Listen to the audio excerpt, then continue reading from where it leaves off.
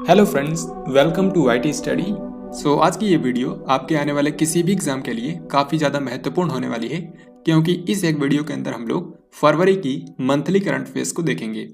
पूरे फरवरी महीने से करंट अफेयर्स के जितने भी इंपॉर्टेंट क्वेश्चन बन सकते हैं, जो कि आपकी परीक्षाओं के अंदर पूछे जा सकते हैं, उन सभी को हम लोग इस एक वीडियो के अंदर कवर करने वाले हैं। फरवरी महीने में कई सारे इंपॉर्टेंट इवेंट्स हुई हैं, जैसे कि इसी महीने में देश का केंद्रीय बजट पेश किया गया है, यूनियन बजट 2022-23। रूस और यूक्रेन के बीच इसी महीने में युद्ध स्टार्ट हुआ था। इसके अलावा कई सारे कंपनियों ने अपने ब्रांड एम्बेसडर बनाए हैं, जो कि अक्सर एग्जाम में पूछे जाते हैं। कई सारी इंपॉर्टेंट मिलिट्री एक्सरसाइज हुई हैं जिसमें भारत ने पार्टिसिपेट किया है। केंद्र सरकार ने दो काफ़ी महत्वपूर्ण योजनाएं शुरू करी हैं, सीड योजना और स्माइल योजना। तो इनसे रिलेटेड जो भी क्वेश्चंस बनेंगे उन सबको भी हम इस वीडियो के अंदर देखेंगे। आपको पता होगा इसी महीने में शीतकालीन ओलंपिक खेल 2022 का आयोजन किया गया। लता मंगेशकर और बप्पी लहड़ी जैसे कई सारे इंपॉर्टेंट पर्सनालिटीज़ की डेथ हो गई। ICC under 19 cricket world cup का आयोजन किया गया जिसको भारत ने जीता। तो ऐसे कई सारे इंपॉर्टेंट इवेंट्स हैं पूरे फरवरी महीने के दौरान, जिनके बारे में आपकी परीक्षाओं के अंदर क्वेश्चंस पूछे जा सकते हैं। तो ये वीडियो बहुत ही महत्वपूर्ण होने वाला है, आपको इस वीडियो को बिल्कुल ध्यान से देखना है। यहाँ पर हम लोग पूरे फरवरी महीने से 120 सबसे जो बेस्ट क्वेश्चंस हैं उनको कवर करने वाले हैं। इस वीडियो की सबसे खास बात यह होगी कि ये अपने आप में कंप्लीट वीडियो होगा, यानी कि इस वीडियो को देखने के बाद आप फरवरी महीने की करंट अफेयर्स को लेकर निश्चिंत हो जाएंगे। तो काफ़ी महत्वपूर्ण वीडियो रहने वाली है, आपको बिल्कुल ध्यान से और अंत तक देखना है। तो चलिए शुरू करते हैं।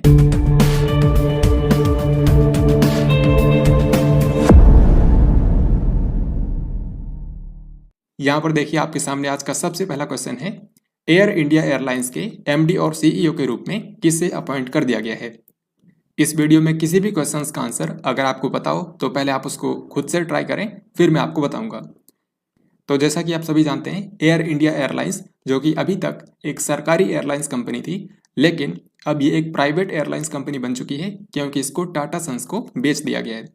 तो अब इसके जो एमडी और सीईओ बने हैं, इनका नाम है इल्कर आईसी। इल्कर आईसी को एयर इंडिया का एमडी और सीईओ बना दिया गया है। फिर अगला सवाल है, भारत की यूपीआई प्रणाली को अपनाने वाला पहला विदेशी देश कौन सा बन गया है। तो यूपीआई का मतलब होता है यूनिफाइड पेमेंट इंटरफेस। इसके जरिए आप किसी भी समय एक बैंक अकाउंट से दूसरे बैंक अकाउंट में पैसे ट्रांसफर कर सकते हैं, और ये भारत का ही पेमेंट सिस्टम है। तो अब इसको भारत के बाहर एक कंट्री में लॉन्च कर दिया गया है, ये कंट्री है नेपाल। तो नेपाल जो है ये भारत के बाहर पहला कंट्री बना है जिसने भारत की यूपीआई प्रणाली को अपनाया है। भारतीय क्रिकेट कंट्रोल बोर्ड यानी कि बीसीसीआई ने क्रिकेट के तीनों फॉर्मेट में भारतीय टीम का कप्तान किसे बना दिया है।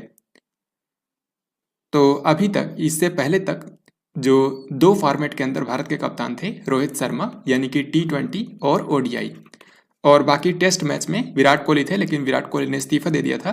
तो अब टेस्ट मैचेस की भी कप्तानी दे दी गई है रोहित शर्मा को, यानी कि तीनों फॉर्मेट में भारत के अब कप्तान बन गए हैं Rohit Sharma. DTH platform Tata sky ने खुद को किस नाम से रिब्रांड किया है, यानी कि सिंपली आपको बताना है कि टाटा स्काई का नया नाम क्या हो गया है। तो टाटा स्काई ने अपना नया नाम रखा है टाटा प्ले। इस क्वेश्चन का आंसर होगा ऑप्शन नंबर ए। और यहाँ पर आप देख सकते हैं डीटीएस का फुल फॉर्म होता है डायरेक्ट टू होम सर्विस। तो टाटा स्काई को अब बोला जाएगा टाटा प्ले के नाम से। वर्ष 2023 में अंतर्राष्ट्रीय ओलंपिक समिति यानी कि इंटरनेशनल ओलंपिक कमेटी की बैठक भारत के कौन से शहर में आयोजित की जाएगी। तो फ्रेंड्स, साल 2023 ये वो साल होगा जब भारत 40 साल के बाद अंतर्राष्ट्रीय ओलंपिक समिति की मेजबानी करेगा, क्योंकि इंटरनेशनल ओलंपिक कमेटी की जो नेक्स्ट मीटिंग होने वाली है 2023 में, ये भारत की मेजबानी में मुंबई शहर के अंदर आयोजित की जाएगी। इस क्वेश्चन का आंसर होगा ऑप्शन ए। जैसा कि मैंने आपको बताया कि भारत के पास 40 साल के बाद ये मौका आया है कि भारत अंतर्राष्ट्रीय ओलंपिक समिति की बैठक की मेजबानी करेगा। तो 40 साल पहले यानी कि 1983 में भारत के अंदर ये बैठक हुई थी, और उसका आयोजन किया गया था राजधानी नई दिल्ली के अंदर। लेकिन 2023 में कहाँ पर होगी? मुंबई के अंदर। भारत की जो स्पेस एजेंसी है यानी कि इसरो, इसके द्वारा चंद्रयान 3 मिशन का प्रक्षेपण कौन से महीने में किया जाएगा। तो चंद्रयान 3 जो कि चंद्रयान 2 का ही उत्तराधिकारी है, इसको लॉन्च किया जाएगा अगस्त 2022 के महीने में। आपको पता होगा 2019 में चंद्रयान 2 को लॉन्च किया गया था, जिसमें ऑर्बिटर, लैंडर और रोवर 3 चीज़ें शामिल थी। लेकिन उसमें जो लैंडर था वो चंद्रमा की धरती पर ठीक तरीके से लैंड नहीं कर पाया था और वो आंशिक रूप से सफल रहा क्योंकि उसका ऑर्बिटर आज भी काम कर रहा है। तो ये जो चंद्रयान 3 है इसमें सिर्फ लैंडर और रोवर को भेजा जाएगा। इसरो के नए अध्यक्ष भी बने हैं जिनका नाम है एस सोमनाथ। 14 फरवरी को मद्रास हाईकोर्ट के नए मुख्य न्यायाधीश के रूप में किसने शपथ ली है? तो तेलंगाना का जो हाईकोर्ट है मद्रास उच्च न्यायालय, इसके अब नए मुख्य न्यायाधीश बन गए हैं मुनीश्वर नाथ भंडारी। हाल ही में तमिलनाडु के जो राज्यपाल हैं RN रवि, उन्होंने इनको शपथ दिलाई है। 4 फरवरी को मनाए गए विश्व कैंसर दिवस 2022 का विषय क्या है? तो कैंसर की रोकथाम और इसके उपचार के बारे में लोगों को जागरूक करने के लिए हर साल 4 फरवरी के दिन विश्व कैंसर दिवस मनाया जाता है। इस बार के वर्ल्ड कैंसर डे की थीम रखी गई है closing the care gap. Closing the care gap. इस महीने के अंदर जो भी इंपॉर्टेंट डेज और थीम्स रहे हैं वो मैं आपको इसी वीडियो में आगे बताऊंगा, तो ऐसे ही आपको वीडियो को ध्यान से देखते चलना है। 94वें ऑस्कर पुरस्कारों में किस भारतीय डॉक्यूमेंट्री फिल्म को बेस्ट डॉक्यूमेंट्री फीचर फिल्म की कैटेगरी में नॉमिनेट किया गया है? तो दोस्तों ये भारत की पहली डॉक्यूमेंट्री फिल्म है जिसको ऑस्कर पुरस्कारों के अंदर बेस्ट डॉक्यूमेंट्री फीचर की श्रेणी में नॉमिनेट किया गया है। इस फिल्म का नाम है राइटिंग विद फायर। यहाँ पर इस क्वेश्चन का हमारा आंसर हो जाएगा ऑप्शन डी, यानी कि राइटिंग विद फायर।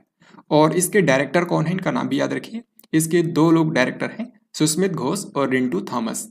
हालांकि इसको ये अवार्ड मिलता ही कि नहीं, ये ऑस्कर पुरस्कारों की अनाउंसमेंट के बाद ही पता चलेगा।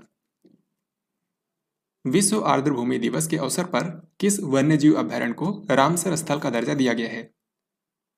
तो दुनिया भर के जो वेटलैंड्स हैं यानी कि आर्द्रभूमि हैं, उनके संरक्षण के लिए उनको रामसर कन्वेंशन के तहत रामसर स्थल का दर्जा दिया जाता है।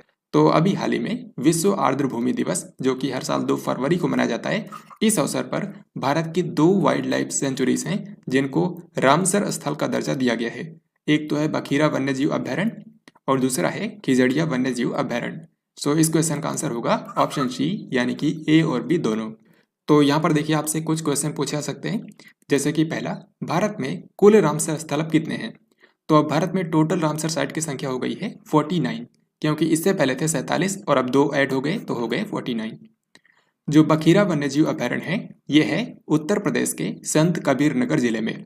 तो काफ़ी महत्वपूर्ण ये बात है, आपको ध्यान रखना है कहाँ पर स्थित है। बखीरा वन्यजीव अभयारण्य है उत्तर प्रदेश के संत कबीर नगर जिले में और ये उत्तर प्रदेश राज्य का 10वां रामसर साइट है। खिजड़िया वन्यजीव अभयारण्य जो है ये है गुजरात के जामनगर में और ये गुजरात का 4था रामसर साइट बना है। फिर इसके बाद आखिरी पॉइंट देखिए, दक्षिण एशिया के अंदर रामसर साइट्स का सबसे बड़ा नेटवर्क अब है भारत के पास में, यानी कि रामसर साइट से कवर भारत का जितना भी क्षेत्रफल है ये पूरे एशिया के अंदर किसी भी देश की तुलना में सबसे ज्यादा है। तो ये सारे पॉइंट्स याद रखिए, काफी महत्वपूर्ण पॉइंट्स हैं, आपके एग्जाम में डेफिनेटली पूछा सकते हैं। ICC spirit of cricket award 2021 किसे मिला है? ये उन खिलाड़ियों को दिया जाता है जिन्होंने खेल के दौरान सर्वश्रेष्ठ खेल भावना दर्शाई हो। तो ये 2021 के लिए दिया गया है डेरिल मिशेल को। सो इस क्वेश्चन का आंसर हो जाएगा ऑप्शन नंबर बी। कर्मचारी चयन आयोग यानी कि स्टाफ सिलेक्शन कमीशन, जिसको शॉर्ट फॉर्म में हम लोग बोलते हैं SSC, इसके नए अध्यक्ष के रूप में किसे नियुक्त कर दिया गया है? तो SSC जो है ये भारत सरकार के विभिन्न मंत्रालयों और विभागों के अंदर कर्मचारियों का चयन करती है। तो SSC के अब नए अध्यक्ष बन गए हैं S किशोर। सो करेक्ट आंसर हो जाएगा ऑप्शन नंबर ए।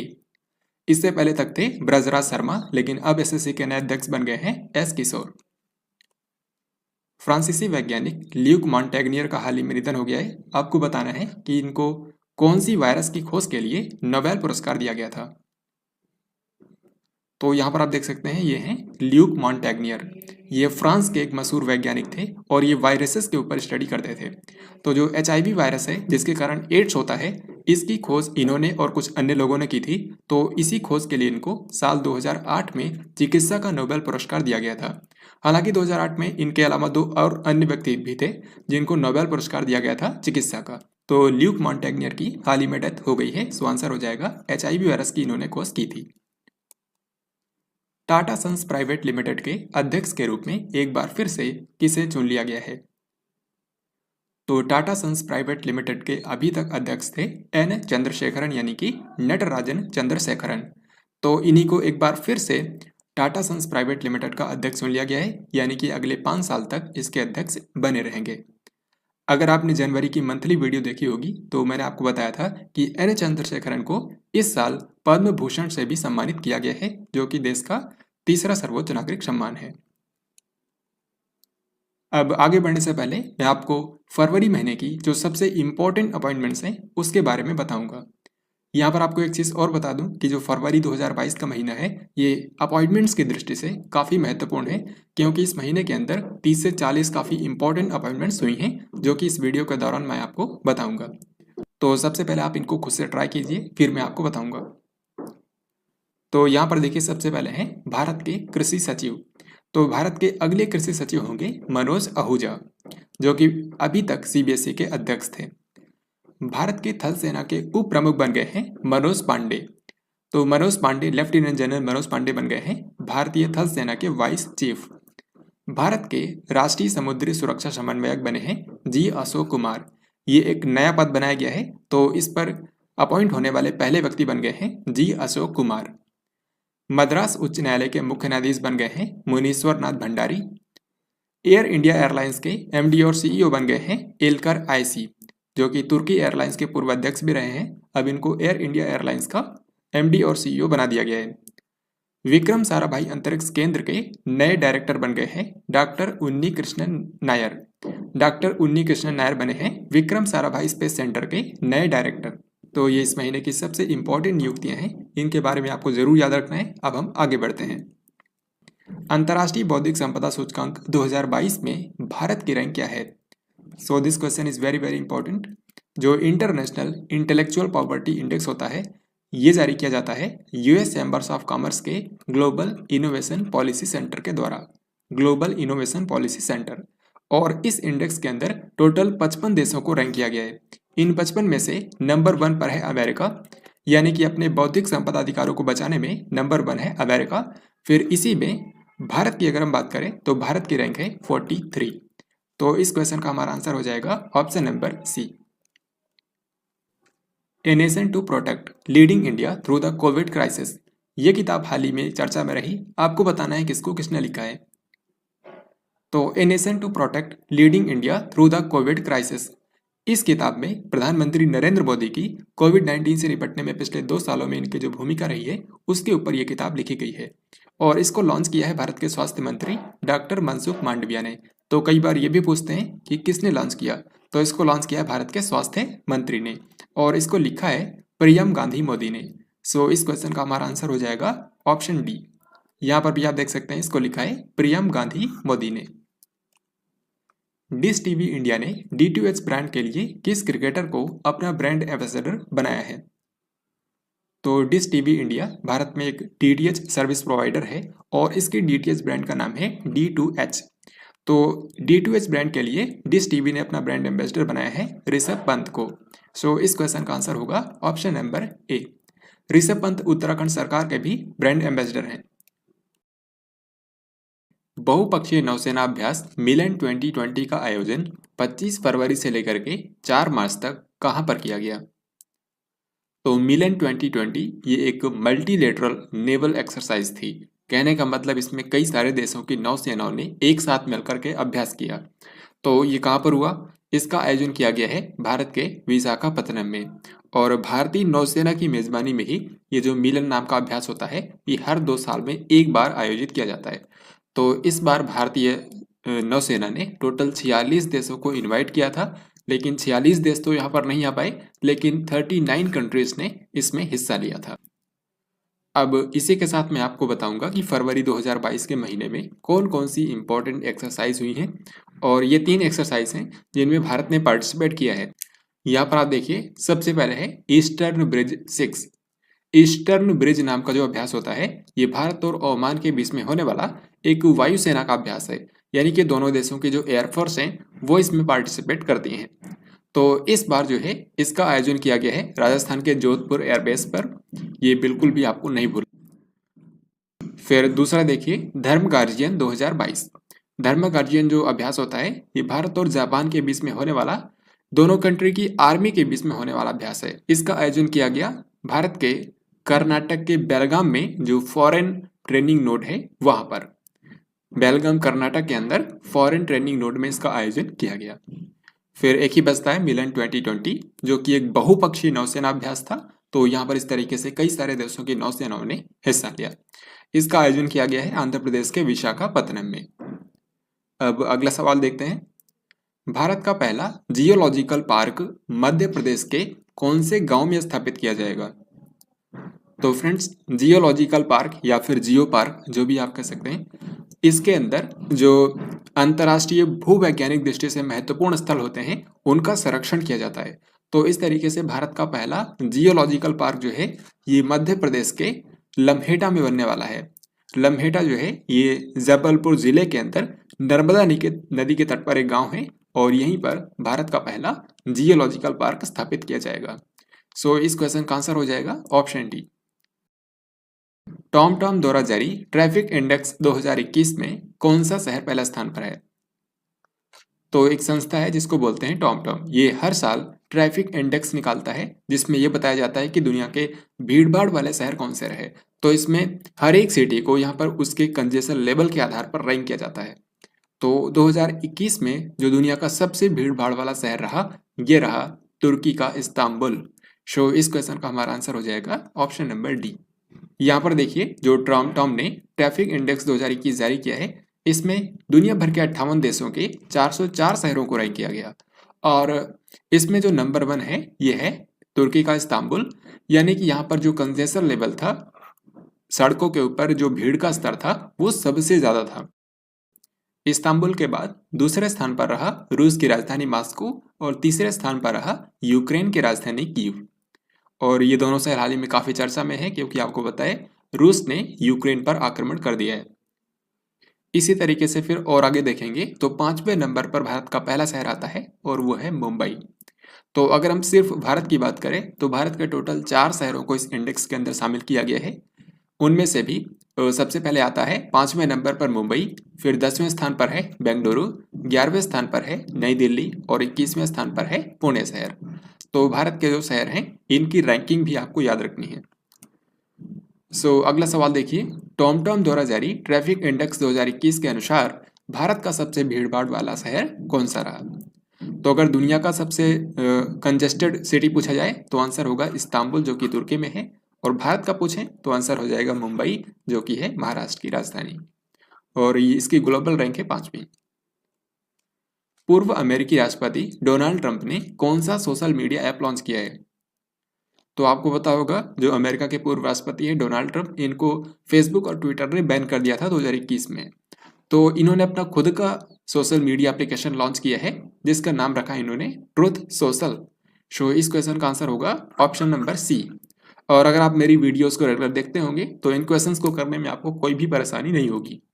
फिर अगला सवाल यहाँ पर स्पेस से जुड़ा हुआ है और काफी महत्वपूर्ण है। आपको बताना है कि 14 फरवरी 2022 को इसरो ने अपना कौन सा प्रक्षेपण मिशन लॉन्च किया? तो इसरो, जो कि भारत की स्पेस एजेंसी है, इसने साल 2022 का अपना पहला मिशन लॉन्च कर दिया है और इसका नाम है PSLV C52 मिशन। 2022 का साल इसरो के लिए काफ़ी इंपॉर्टेंट रहने वाला है क्योंकि इसी साल चंद्रयान 3 भी लॉन्च किया जाएगा और कई सारे और भी मिशन प्लान किए गए हैं 2022 के लिए। अगर हम PSLV C52 मिशन की बात करें तो इसमें जो रॉकेट इस्तेमाल किया गया है इसका यही नाम है PSLV C52। यहाँ पर आप इसको देख भी सकते हैं। और इस रॉकेट के जरिए टोटल 3 सैटेलाइट को अंतरिक्ष में भेजा गया है। ये 3 सैटेलाइट कौन कौन से हैं? एक तो इसमें मेन सैटेलाइट है जो कि भारत का है EOS-04, ये एक अर्थ ऑब्जर्वेशन सैटेलाइट है। फिर 2 इसमें छोटे सैटेलाइट भी लॉन्च किए गए हैं, इंस्पायर सैट 1, जिसको बनाने में अमेरिका और ताइवान ने भी सहयोग किया है, और तीसरा है INS-2TD। आपको पता होगा कि भारत और भूटान का एक संयुक्त सैटेलाइट लॉन्च किया जाना है, तो उसी के टेक्नोलॉजी डिमॉन्स्ट्रेशन के रूप में ये सैटेलाइट, छोटा सैटेलाइट जो है लॉन्च किया गया है। जो मेन सैटेलाइट है EOS-04, इसके बारे में आपको ध्यान रखना है कि ये एक रडार इमेजिंग सैटेलाइट है, तो ये किसी भी मौसम के अंदर धरती की निगरानी करने में सक्षम है। तो कई सारे क्षेत्रों में इसका इस्तेमाल भविष्य में किया जाएगा। और भारत के अंदर जो सभी सैटेलाइट्स हैं वो एक ही जगह से लॉन्च होते हैं और वो जगह है आंध्र प्रदेश में श्रीहरिकोटा।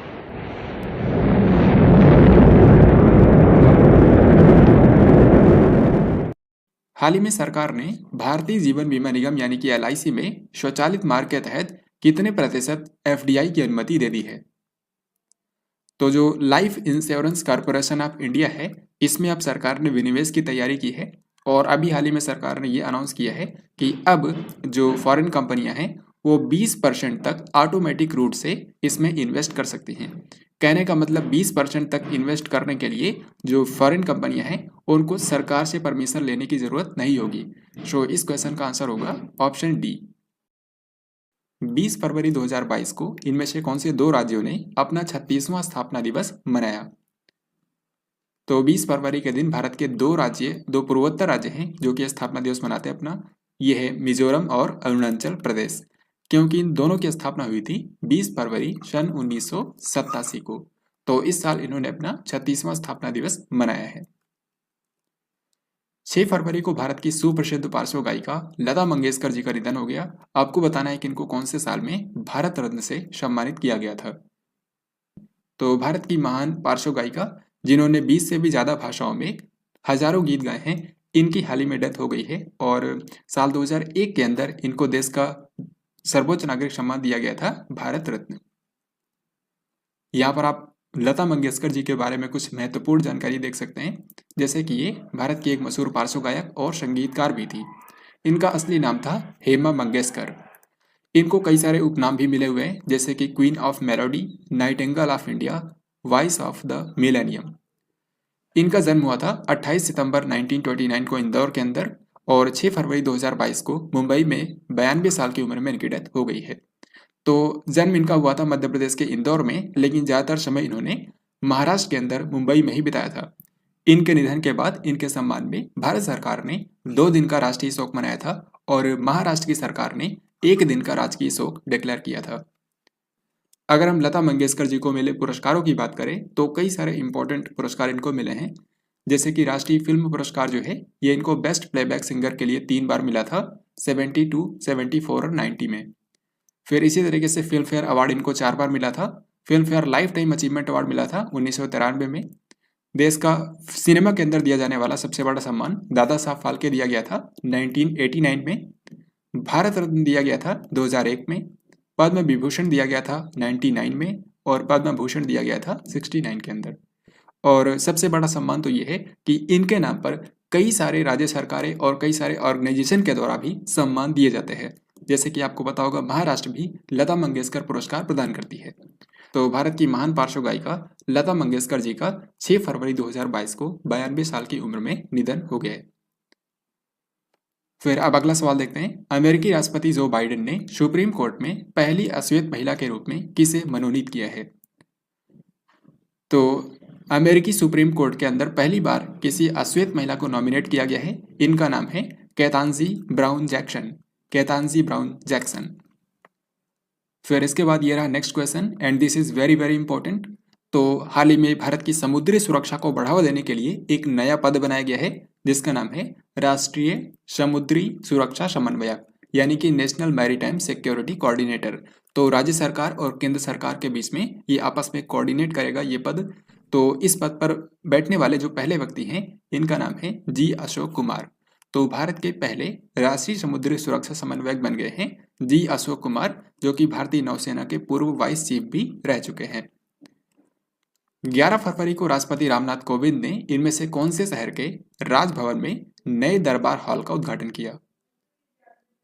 तो भारत के जो राष्ट्रपति हैं रामनाथ कोविंद, हाल ही में इन्होंने मुंबई के अंदर यहाँ का जो राजभवन है उसके नए दरबार हॉल का उद्घाटन किया। जो पुराना दरबार हॉल था उसमें सिर्फ 225 लोग ही बैठ सकते थे, लेकिन नए दरबार हॉल में 750 लोगों के बैठने की क्षमता है। तो इस क्वेश्चन का आंसर हो जाएगा ऑप्शन नंबर ए, यानी कि मुंबई।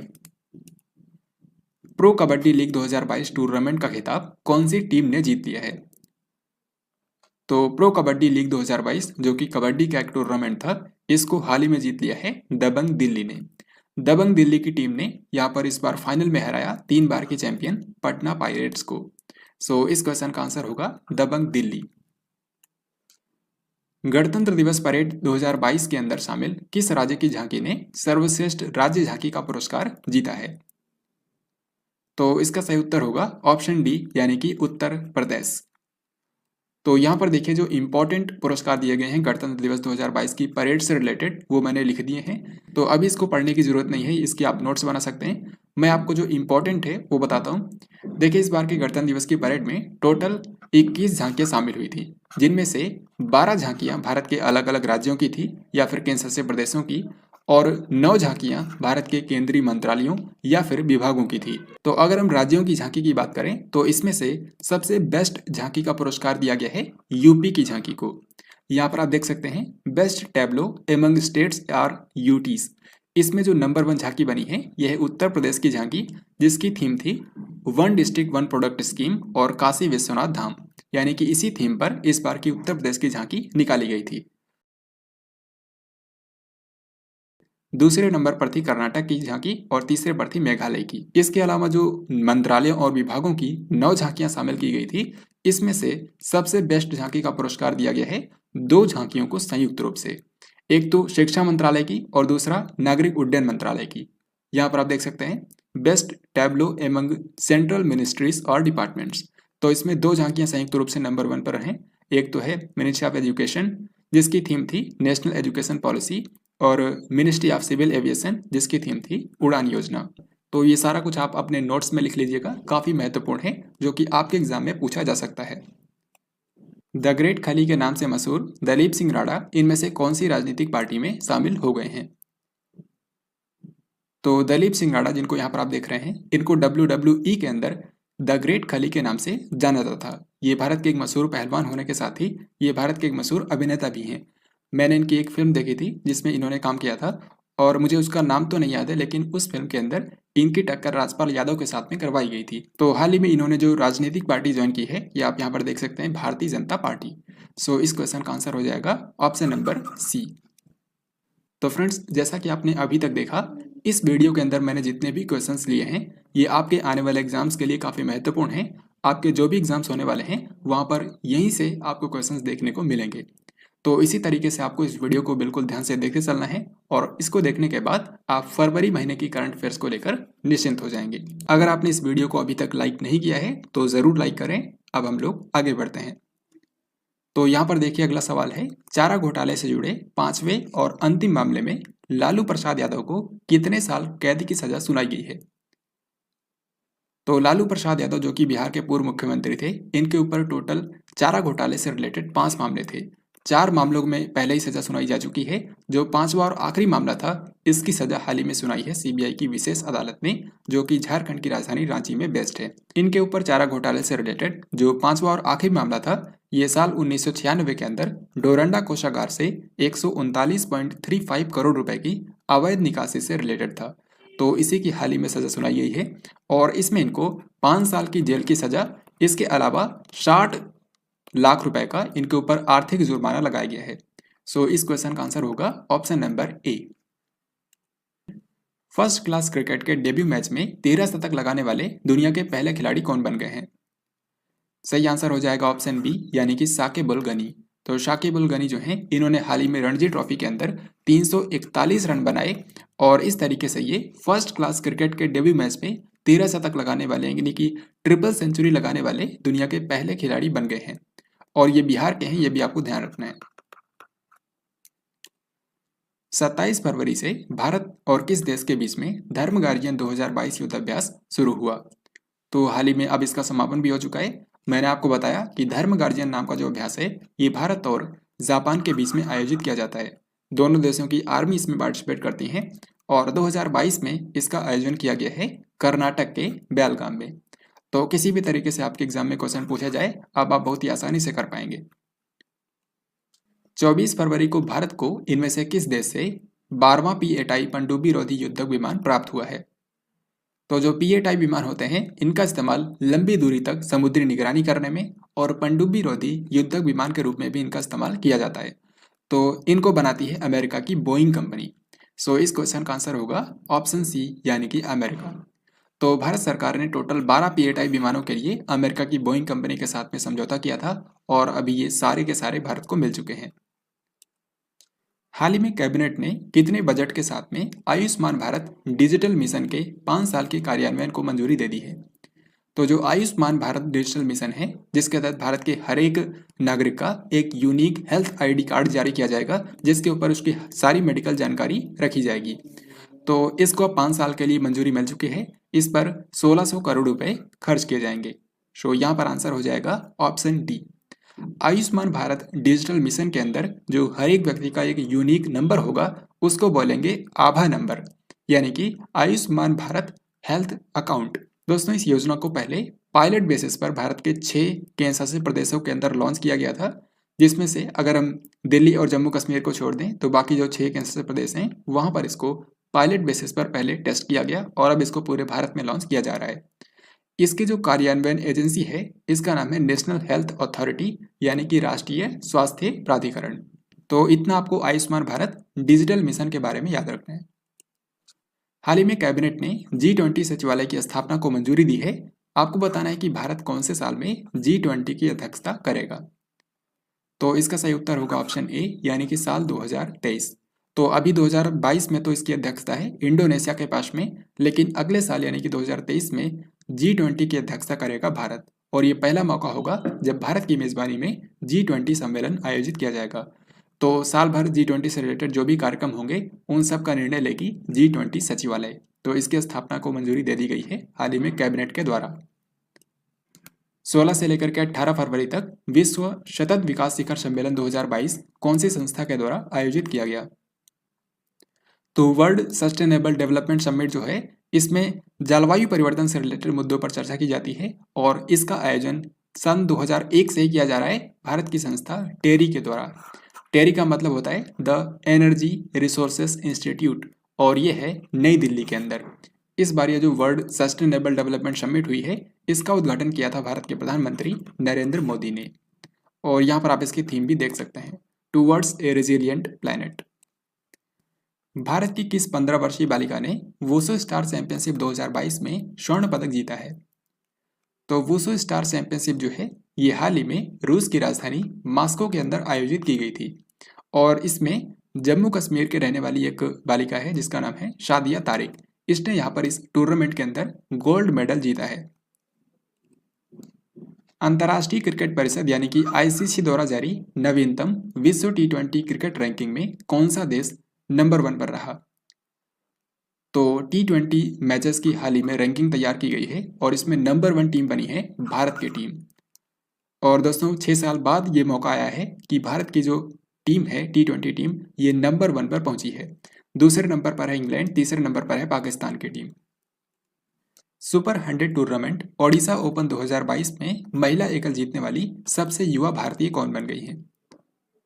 तो ओडिशा ओपन 2022 जो है, ये एक बैडमिंटन का टूर्नामेंट था जो कि सुपर 100 लेवल का था और इसका आयोजन पहली बार किया गया है। तो इसमें जो महिला एकल का इवेंट था, इसको जीत लिया है 14 साल की उन्नति हुड्डा ने।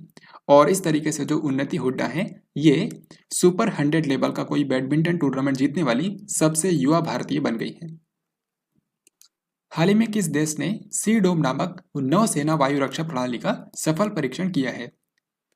तो आपने आयरन डोम का नाम सुना होगा। आयरन डोम जो है, ये इजराइल का एक एयर डिफेंस सिस्टम है, यानी कि हवाई मार्ग से अगर कोई भी मिसाइल उसकी तरफ बढ़ती है तो वो रास्ते में ही उसको नष्ट कर देगा। तो आयरन डोम का ही एक नौसैनिक संस्करण लॉन्च किया गया है जिसका नाम है सी डोम। तो ये शिप्स की रक्षा करने के लिए काम आएगा। तो इसका परीक्षण किया है इजराइल ने। नीदरलैंड के अंदर भारत के अगले राजदूत के रूप में किसे अपॉइंट कर दिया गया है? तो नीदरलैंड जो कि एक यूरोपीय देश है, यहाँ पर भारत के अगले राजदूत होंगे रिनत संधू, जो कि एक महिला है। तो नीदरलैंड के अंदर इनको भारत का राजदूत बना दिया गया है। इसी के साथ मैं आपको कुछ इंटरनेशनल अपॉइंटमेंट्स बताता हूँ। तो लीबिया के अंदर नए प्रधानमंत्री बन गए हैं फाती बसाघा। जर्मनी के राष्ट्रपति एक बार फिर से चुन लिए गए हैं फ्रैंक वाल्टर स्टीनमियर, ये दूसरे कार्यकाल के लिए इनको अपॉइंट कर दिया गया है। बुर्किना फासो जो कि एक अफ्रीकी कंट्री है, यहाँ के राष्ट्रपति बन गए हैं पॉल हेनरी दमीबा। ये एक सैन्य नेता हैं क्योंकि यहाँ पर तख्ता पलट हुआ था और उसके बाद यहाँ पर सैन्य नेता पॉल हेनरी दमीबा को राष्ट्रपति बनाया गया है। नीदरलैंड्स में भारत की राजदूत बन गई हैं रिनत संधू। और टोंगा कंट्री, जहाँ पे आपको पता होगा हाल ही में ज्वालामुखी विस्फोट हुआ था, यहाँ पर नए उच्चायुक्त के रूप में अपॉइंट किया गया है पलानीस्वामी सुब्रमण्यम कार्तिकेयन को। तो ये जो इंटरनेशनल अपॉइंटमेंट्स हैं, इनके बारे में भी आपको याद रखना है। विश्व स्वास्थ्य संगठन यानी कि जो WHO है, इसने तंबाकू छोड़ने में लोगों की मदद करने के लिए कौन सी मोबाइल ऐप लॉन्च की है? तो किसी भी तरीके का जो तंबाकू का सेवन है वो शरीर के लिए हानिकारक है और इसको छोड़ने के लिए लोगों की हेल्प करने के लिए हाल ही में वर्ल्ड हेल्थ ऑर्गेनाइजेशन ने एक मोबाइल ऐप लॉन्च करी है जिसका नाम है क्विट टोबैको। सो सही आंसर होगा ऑप्शन नंबर बी। जनवरी 2022 के लिए ICC men's player of the month के विजेता के रूप में किसे चुना गया है? तो हर एक महीने के अंदर जो सबसे बेस्ट खिलाड़ी होते हैं उनको ICC player of the month का खिताब दिया जाता है। तो जनवरी 2022 के लिए अनाउंस हो चुका है। यहाँ पर आप देख सकते हैं पुरुषों में विजेता बने हैं कीगन पीटरसन जो कि दक्षिण अफ्रीका के हैं और महिलाओं में विजेता चुना गया है हीथर नाइट को जो कि है इंग्लैंड की। तो इस क्वेश्चन का आंसर होगा ऑप्शन डी यानी कि कीगन पीटरसन। अगर आपको 2021 में जो विजेता बने थे उनके बारे में जानना है तो जनवरी महीने की मंथली करंट अफेयर्स की वीडियो आप देख सकते हैं। उसमें मैंने पूरे 2021 के साल में जो भी प्लेयर ऑफ द मंथ थे पुरुष और महिलाओं में सभी के नाम मैंने आपको बताए थे। भारत का 100वां हर घर जल जिला कौन सा बन गया है? यानी कि भारत के 100 ऐसे जिले हैं जहां पर हर एक घर के अंदर पाइप्ड वाटर का कनेक्शन हो चुका है जल जीवन मिशन के अंतर्गत। तो जो 100वां जिला बना है जहां पर पाइप्ड वाटर का कनेक्शन हो चुका है ये जो जिला है यह है हिमाचल प्रदेश का चंबा डिस्ट्रिक्ट। सो इस क्वेश्चन का आंसर होगा ऑप्शन नंबर बी। और दोस्तों जो जल जीवन मिशन है इसको लॉन्च किया गया था साल 2019 में। इसका लक्ष्य यह है कि 2024 तक भारत के हर एक ग्रामीण घर में नल से जल पहुंचाना है। पाकिस्तानी आर्मी में पहली बार किसी हिंदू व्यक्ति को लेफ्टिनेंट कर्नल के रूप में अपॉइंट किया गया है, इनका नाम क्या है? तो पाकिस्तानी आर्मी के अंदर पहली बार किसी हिंदू व्यक्ति को लेफ्टिनेंट कर्नल अपॉइंट किया गया है, इनका नाम है कैलाश कुमार। ये पहले मेजर थे और अब इनको लेफ्टिनेंट कर्नल के रूप में प्रमोट कर दिया गया है। DCGI यानी कि drug controller general of India, इसने 12 से 18 साल तक के किशोरों के लिए कौन सी कोविड वैक्सीन के आपात उपयोग को मंजूरी दे दी है? तो आपको पता होगा कि भारत के अंदर 15 साल से लेकर के 18 साल के बच्चों को जो पहली कोविड-19 की वैक्सीन मंजूर की गई थी उसका नाम था कोवैक्सीन। और कोवैक्सीन को बनाया है भारत बायोटेक ने, जो कि कहाँ पर है? भारत बायोटेक है हैदराबाद के अंदर। तो इसी तरीके से अब 12 साल से 18 साल तक के बच्चों के लिए एक और कोविड-19 की वैक्सीन मंजूर कर दी गई है जिसका नाम है कॉर्बेवैक्स। और कॉर्बेवैक्स को बनाया है, यहाँ पर आप देख सकते हैं, बायोलॉजिकल ई लिमिटेड ने। और बायोलॉजिकल ई लिमिटेड जो है ये भी हैदराबाद में ही बेस्ड है, यानी कि हैदराबाद के ही 2 वैक्सीन निर्माता कंपनियां जो हैं ये बच्चों के लिए वैक्सीन बना रही हैं। फिर अगला सवाल आप देखते हैं, प्लांट आधारित कोविड-19 वैक्सीन के उपयोग को अधिकृत करने वाला दुनिया का पहला देश कौन सा बन गया है? तो दुनिया का पहला देश जिसने प्लांट बेस्ड कोविड-19 वैक्सीन को मंजूरी दी है ये है कनाडा। और ये जो वैक्सीन है इसका नाम है कोवीएलपी, COVLP, या फिर इसी का दूसरा नाम है कोवीफेंज। तो ये दुनिया की पहली प्लांट बेस्ड कोविड-19 वैक्सीन है जो कि कनाडा के अंदर ऑथराइज की गई है। कोविड-19 के खिलाफ DNA वैक्सीन लगाने वाला दुनिया का पहला देश कौन सा बन गया है? तो दुनिया का वो पहला देश जिसने DNA आधारित वैक्सीन लगाई है ये कंट्री है अपना भारत। भारत की एक कंपनी है जिसका नाम है जाइडस कैडिला जो कि अहमदाबाद शहर में बेस्ड है। उसी ने एक वैक्सीन बनाई है जो कि दुनिया की पहली DNA वैक्सीन है, इसका नाम है ज़ायकोव डी। तो इस तरीके से DNA वैक्सीन लगाने वाला दुनिया का पहला देश बन गया है अपना भारत। हाल ही में केंद्र सरकार ने ट्रांसजेंडर समुदाय और भिखारियों के कल्याण के लिए कौन सी योजना शुरू की है? तो भारत के अंदर जो ट्रांसजेंडर कम्युनिटी है और जो लोग भीख मांगने के काम में लगे हुए हैं उनके कल्याण के लिए एक योजना लॉन्च करी है जिसका नाम है स्माइल योजना। स्माइल योजना जो है इसका फुल फॉर्म भी है, इसका फुल फॉर्म है support for marginalised individuals for livelihood and enterprise. यहाँ पर आप देख सकते हैं, अगर आपको नहीं दिख रहा तो मैं आपको नेक्स्ट पेज पर दिखाता हूँ। तो यहाँ पर आप देख सकते हैं जो स्माइल योजना है इसका फुल फॉर्म है support for marginalised individuals for livelihood and enterprise. Hindi में भी आप देख सकते हैं आजीविका और उद्यम के लिए सीमांत व्यक्तियों की सहायता। तो यहाँ पर 2-3 बातें आपके एग्जाम में पूछ जा सकती हैं। सबसे पहला ये कि इसको कौन से मंत्रालय ने शुरू किया है? इसको लॉन्च किया है भारत के सामाजिक न्याय और अधिकारिता मंत्रालय ने। तो इसके जो मंत्री हैं डॉक्टर वीरेंद्र कुमार, इन्होंने हाल ही में इसको लॉन्च किया है। इस योजना के ऊपर मंत्रालय ने अगले 5 सालों के लिए 365 करोड़ रुपए का बजट आवंटित किया है, यानी कि अगले 5 सालों में इस योजना के ऊपर 365 करोड़ रुपए खर्च किए जाएंगे। ये जो स्माइल योजना है ये एक अम्ब्रेला स्कीम की तरह काम करेगी, क्योंकि ये दो कम्युनिटी को टारगेट करती है। तो इसमें दो सब स्कीम होंगी, पहला ट्रांसजेंडर व्यक्तियों के कल्याण के लिए और दूसरा जो लोग भीख मांगने के काम में लगे हुए हैं उनके कल्याण के लिए। यहाँ पर आप देख भी सकते हैं इसके अंदर दो सब स्कीम्स हैं। पहला ट्रांसजेंडर व्यक्तियों के कल्याण के लिए व्यापक पुनर्वास के लिए केंद्रीय क्षेत्र की योजना, ऐसे ही भीख मांगने के कार्य में संलग्न व्यक्तियों के व्यापक पुनर्वास के लिए केंद्रीय क्षेत्र की योजना। तो इस योजना के बारे में आपको ध्यान रखना है, this is very very important. Bharat का पहला बायोमास आधारित हाइड्रोजन संयंत्र कौन से स्थान पर स्थापित किया जाएगा? तो भारत में पहली बार बायोमास के जरिए हाइड्रोजन का उत्पादन किया जाएगा। इसका जो प्लांट है ये मध्य प्रदेश के खंडवा में स्थापित किया जाएगा। सो इस क्वेश्चन का आंसर होगा ऑप्शन बी। और इसको जो कंपनी स्थापित करेगी ये दो कंपनियां हैं, वाटोमो एनर्जी लिमिटेड और बीजल ग्रीन एनर्जी। इस प्लांट के अंदर एक दिन के अंदर 30 टन बायोमास का इस्तेमाल करके 1 टन हाइड्रोजन का उत्पादन किया जाएगा।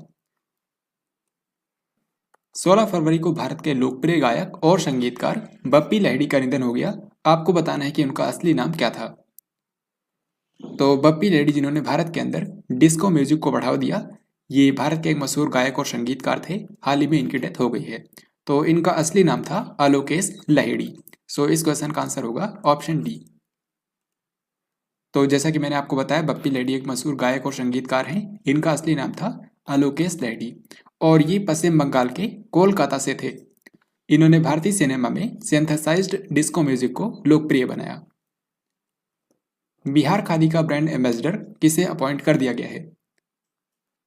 तो बिहार खादी को प्रमोट करने के लिए मशहूर अभिनेता और राजनेता मनोज तिवारी को इसका ब्रांड एम्बेसडर बना दिया गया है। सो इस क्वेश्चन का आंसर होगा ऑप्शन डी।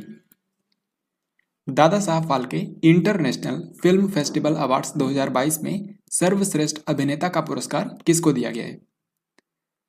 तो दादा साहब फाल्के के नाम पर यह जो फिल्म समारोह होता है इसमें कई सारी कैटेगरी में पुरस्कार दिए जाते हैं। जो बेस्ट एक्टर का पुरस्कार है यह दिया गया है रणवीर सिंह को। सो इस क्वेश्चन का हमारा आंसर हो जाएगा ऑप्शन ए। तो हाल ही में जो Dada Saheb Phalke international film festival awards 2022 की अनाउंसमेंट की गई है, इसमें आपको इन इंपॉर्टेंट कैटेगरीज के बारे में याद रखना है। जैसे कि बेस्ट फिल्म का पुरस्कार दिया गया है शेरशाह नाम की मूवी को, बेस्ट एक्टर बने हैं रणवीर सिंह, बेस्ट एक्ट्रेस बनी है कृति सेनन, बेस्ट डायरेक्टर बने हैं केन घोष और फिर आखिर में है फिल्म ऑफ द ईयर, यानी कि जो फिल्म 2021 के अंदर सबसे ज्यादा खबरों में रही ये है पुष्पा द राइज। तो बेस्ट फिल्म बनी है शेरशाह और फिल्म ऑफ द ईयर बनी है पुष्पा। 5 फरवरी को पीएम नरेंद्र मोदी ने इनमें से किस शहर के अंदर 216 फुट ऊंची प्रतिमा स्टैचू ऑफ इक्वालिटी का अनावरण किया? तो स्टैचू ऑफ इक्वालिटी या फिर समानता की प्रतिमा जो है ये श्री रामानुजाचार्य की स्टैचू है, जो कि तेलंगाना की राजधानी हैदराबाद में बनाई गई है और इसकी ऊंचाई है 216 फुट। तो इसका हाल ही में उद्घाटन किया है भारत के प्रधानमंत्री नरेंद्र मोदी ने। हाल ही में केंद्र सरकार ने नीलांचल इस्पात निगम लिमिटेड को टाटा स्टील के हाथों कितने करोड़ रुपए में बेचने की मंजूरी दे दी है? तो नीलांचल इस्पात निगम लिमिटेड जो कि ओडिशा के कलिंग नगर में है और अब सरकार इसको बेचना चाह रही है, क्योंकि पिछले कई सालों में ये जो कंपनी है काफी घाटे में चल रही है। तो इसको टाटा स्टील के हाथों बेचा जाएगा 12,100 करोड़ रुपए में। तो इस क्वेश्चन का आंसर हो गया ऑप्शन ए। 1 फरवरी को केंद्रीय बजट 2022-23 को संसद में किसके द्वारा पेश किया गया? तो हर साल की 1 फरवरी के दिन देश का केंद्रीय बजट पेश किया जाता है और इस बार भारत के वित्त मंत्री निर्मला सीतारमन ने लोकसभा के अंदर देश का केंद्रीय बजट पेश किया। तो इस क्वेश्चन का आंसर होगा निर्मला सीतारमन। वैसे तो केंद्रीय बजट 2022-23 से रिलेटेड जितने भी इंपॉर्टेंट क्वेश्चंस बन सकते हैं उस पर मैंने एक अलग से वीडियो अपलोड किया है। अगर आपने उस वीडियो को नहीं देखा है तो इस वीडियो को देखने के बाद आप उसे ज़रूर देखें। फिर भी जो सबसे इंपॉर्टेंट क्वेश्चंस हैं इस बार के बजट से रिलेटेड वो मैं यहाँ पर आपको बताने वाला हूँ। तो देखिए, सबसे पहला सवाल पूछा गया है 1 फरवरी को वित्त मंत्री निर्मला सीतारमन ने लगातार कौन सी बार देश का केंद्रीय बजट पेश किया है? तो निर्मला सीतारमन ने सबसे पहली बार बजट पेश किया था 2019 में, तो इस बार इन्होंने चौथी बार बजट को पेश किया है। बजट 2022-23 के अनुसार केंद्र सरकार डिजिटल करेंसी से इनकम पर कितने % टैक्स लगाएगी? यानी कि जो भी लोग डिजिटल करेंसी में इन्वेस्ट करते हैं उससे उनको जितनी भी इनकम होगी उसका कितने % सरकार टैक्स के रूप में वसूलेगी? तो ये है 30%। सो आंसर हो जाएगा ऑप्शन डी। भारतीय रिजर्व बैंक यानी कि जो भारत का केंद्रीय बैंक है आरबीआई, इसके द्वारा किस नाम से डिजिटल करेंसी की शुरुआत की जाएगी? तो भारत का जो केंद्रीय बैंक है ये वित्त वर्ष 2022-23 में खुद का डिजिटल करेंसी लॉन्च करेगा जिसका नाम होगा डिजिटल रूपी। डिजिटल रूपी। वित्त वर्ष 2022-23 में भारत की आर्थिक विकास दर कितने % रहने का अनुमान है? तो इसका आंसर हो जाएगा 8 से लेकर के 8.5%। देखिए अगर आपसे पूछा जाएगा वित्त वर्ष 2021-22 में तो आंसर हो जाएगा 9.2% और वित्त वर्ष 2022-23 में तो 8 से लेकर के 8.5%। वित्त वर्ष 2022-23 के लिए राजकोषीय घाटे को जीडीपी के कितने % तक लाने का लक्ष्य रखा गया है? तो जो राजकोषीय घाटा होता है इसको सरकार हमेशा कम रखना चाहती है और 2022-23 में इसको कम करके 6.4% तक लाने का लक्ष्य रखा गया है। वित्त वर्ष 2022-23 में राष्ट्रीय राजमार्ग नेटवर्क में कितने किलोमीटर का विस्तार किया जाएगा? यानी कि भारत में जो नेशनल हाईवे है इसमें कितने किलोमीटर की बढ़ोतरी की जाएगी? तो इसका सही उत्तर होगा 25,000 किलोमीटर। यानी कि इस वित्त वर्ष के दौरान 2022-23 में टोटल 25,000 किलोमीटर नया राष्ट्रीय राजमार्ग बनाया जाएगा। अगले 3 साल के दौरान देश भर में नई पीढ़ी की कितनी वंदे भारत ट्रेनें चलाई जाएंगी? तो अभी के समय भारत में सिर्फ 2 ही वंदे भारत ट्रेनें चलती हैं और अगले 3 साल के अंदर 400 वंदे भारत ट्रेनें चलाई जाएंगी। सो इस क्वेश्चन का आंसर होगा ऑप्शन डी। अगले 3 साल के दौरान मल्टी मॉडल लॉजिस्टिक्स के लिए कितने पीएम गति शक्ति कार्गो टर्मिनल विकसित किए जाएंगे? तो सामानों की आवाजाही तेज गति से सुनिश्चित हो सके इसके लिए भारत के अंदर पीएम गति शक्ति कार्गो टर्मिनल विकसित किए जाएंगे जिनकी संख्या होगी 100 और अगले 3 सालों के अंदर इनको विकसित किया जाएगा। भारत के पूर्वोत्तर क्षेत्र में बुनियादी ढांचे एवं सामाजिक विकास परियोजनाओं के वित्त पोषण के लिए कौन सी नई योजना चलाई जाएगी? तो भारत के जो पूर्वोत्तर राज्य हैं वहां पर बुनियादी ढांचे और सामाजिक विकास की जो परियोजनाएं हैं उनको वित्त पोषित करने के लिए एक नई योजना चलाई जाएगी जिसका नाम होगा पीएम डिवाइन। पीएम डिवाइन जिसका मतलब है प्रधानमंत्री development initiative for north east region. उत्तरी सीमा पर सीमावर्ती गांवों के विकास के लिए कौन सा कार्यक्रम शुरू किया जाएगा? तो भारत की उत्तरी सीमा पर वहां पर जो बॉर्डर में विलेजेस हैं जिनका विकास ठीक तरीके से नहीं हुआ है उनके विकास के लिए भारत सरकार के द्वारा एक नया प्रोग्राम शुरू किया जाएगा जिसका नाम है vibrant village programme. Vibrant village programme यानी कि जीवंत ग्राम कार्यक्रम। केंद्रीय बजट 2022-23 में रक्षा मंत्रालय के लिए कितने करोड़ रुपए आवंटित किए गए हैं? तो इस बार के बजट में रक्षा मंत्रालय यानी कि डिफेंस मिनिस्ट्री के लिए 5,25,166 करोड़ रुपए आवंटित किए गए हैं। तो अगर आपको बाकी सारी मिनिस्ट्रीज के जो इंपॉर्टेंट मिनिस्ट्रीज हैं उनमें कितना आवंटन किया गया है ये जानना चाहते हैं तो आपको जो मैंने स्पेशल वीडियो अपलोड की है उसको देखना होगा। केंद्रीय कानून सचिव अनूप मेंदिरत्ता को इनमें से किस उच्च न्यायालय के न्यायाधीश के रूप में नियुक्त कर दिया गया है? तो भारत के जो कानून सचिव हैं अनूप मेंदिरत्ता इनको हाल ही में दिल्ली हाई कोर्ट का एक जज बना दिया गया है और ऐसा पहली बार हुआ है जब केंद्रीय कानून सचिव को भारत के किसी हाई कोर्ट का जज बनाया गया हो। तो ये काफी महत्वपूर्ण है, इसके बारे में आपको याद रखना है। अंतर्राष्ट्रीय T20 क्रिकेट में सबसे ज्यादा रन बनाने वाले खिलाड़ी कौन बन गए हैं? तो अंतर्राष्ट्रीय T20 क्रिकेट की अगर हम बात करें तो भारत ही नहीं बल्कि पूरी दुनिया में सबसे ज्यादा रन बनाए हैं भारत के रोहित शर्मा ने, जो कि आज के समय भारतीय क्रिकेट टीम के कप्तान हैं। यहाँ पर आप देख सकते हैं फरवरी 2022 तक सबसे ज्यादा T20 में रन बनाए हैं रोहित शर्मा ने, जिन्होंने 115 मैचेस के अंदर 3,307 रन बनाए। दूसरे नंबर पर हैं मार्टिन गप्टिल न्यूजीलैंड के, फिर विराट कोहली हैं। तो ये कभी भी अपडेट हो सकता है फरवरी 2022 तक, ये आपको ध्यान रखना है। इनमें से किस भारतीय को 2021 के लिए world games athlete of the year चुना गया है? तो इसका सही उत्तर होगा ऑप्शन बी यानी कि PR श्रीजेश।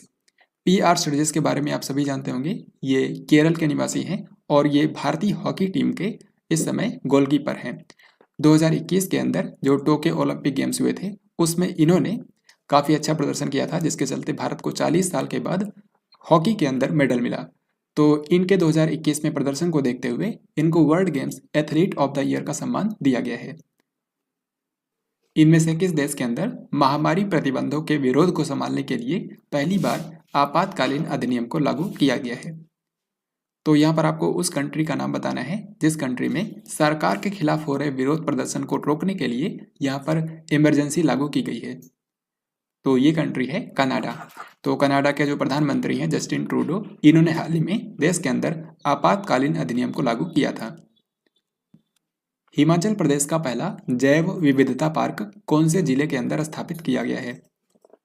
तो हिमाचल प्रदेश राज्य का पहला बायोडाइवर्सिटी पार्क जो है यह स्थापित किया गया है मंडी डिस्ट्रिक्ट में।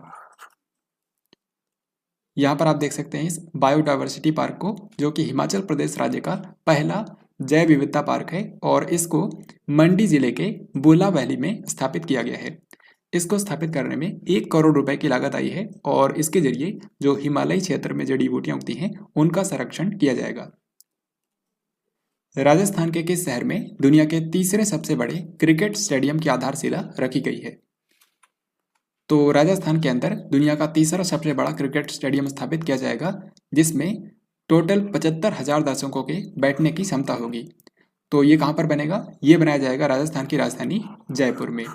तो हाल ही में जो राजस्थान के मुख्यमंत्री हैं अशोक गहलोत और जो बीसीसीआई के अध्यक्ष हैं सौरभ गांगुली, दोनों लोगों ने संयुक्त रूप से इसकी आधारशिला रखी है। अगर हम अभी के समय देखें तो दुनिया के जो सबसे बड़े क्रिकेट स्टेडियम हैं उनमें नंबर 1 पर आता है नरेंद्र मोदी स्टेडियम, जो कि है भारत के अंदर अहमदाबाद शहर में। फिर दूसरे नंबर पर आता है मेलबर्न क्रिकेट ग्राउंड, जिसकी क्षमता है 1 लाख दर्शकों को संभालने की, और ये है ऑस्ट्रेलिया के मेलबर्न में। और तीसरे नंबर पर आता है भारत का ही ईडन गार्डन स्टेडियम, जो कि है कोलकाता के अंदर। तो यहाँ पर आप देख सकते हैं इसकी क्षमता है 68,000, जबकि जो जयपुर के अंदर बनने वाला है उसकी क्षमता होगी 75,000। तो वो फिर तीसरे नंबर पर आ जाएगा। 11 फरवरी को क्वाड देशों के विदेश मंत्रियों की चौथी बैठक कौन से शहर के अंदर आयोजित की गई? तो क्वाड के अंदर टोटल 4 देश आते हैं, भारत, अमेरिका, जापान और ऑस्ट्रेलिया। तो हाल ही में इन कंट्रीज के विदेश मंत्रियों की चौथी बैठक आयोजित की गई थी ऑस्ट्रेलिया के मेलबर्न शहर में।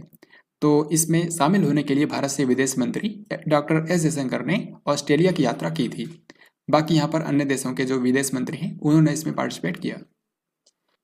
रेलवे सुरक्षा बल यानी कि आरपीएफ ने मानव तस्करी को रोकने के लिए कौन सा ऑपरेशन शुरू किया है? तो भारतीय रेलवे के द्वारा जो भी ट्रेनें संचालित की जाती हैं उनमें मानव तस्करी को रोकने के लिए हाल ही में आरपीएफ ने एक ऑपरेशन शुरू किया है जिसका नाम है ऑपरेशन आहट।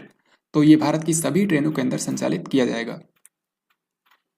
जवाहरलाल नेहरू विश्वविद्यालय यानी कि जेएनयू की पहली महिला कुलपति कौन बन गई हैं? कुलपति को अंग्रेजी में बोलते हैं वाइस चांसलर। तो जेएनयू की पहली महिला वाइस चांसलर बन गई हैं शांति श्री धूलीपुड़ी पंडित। तो इस क्वेश्चन का आंसर होगा ऑप्शन डी।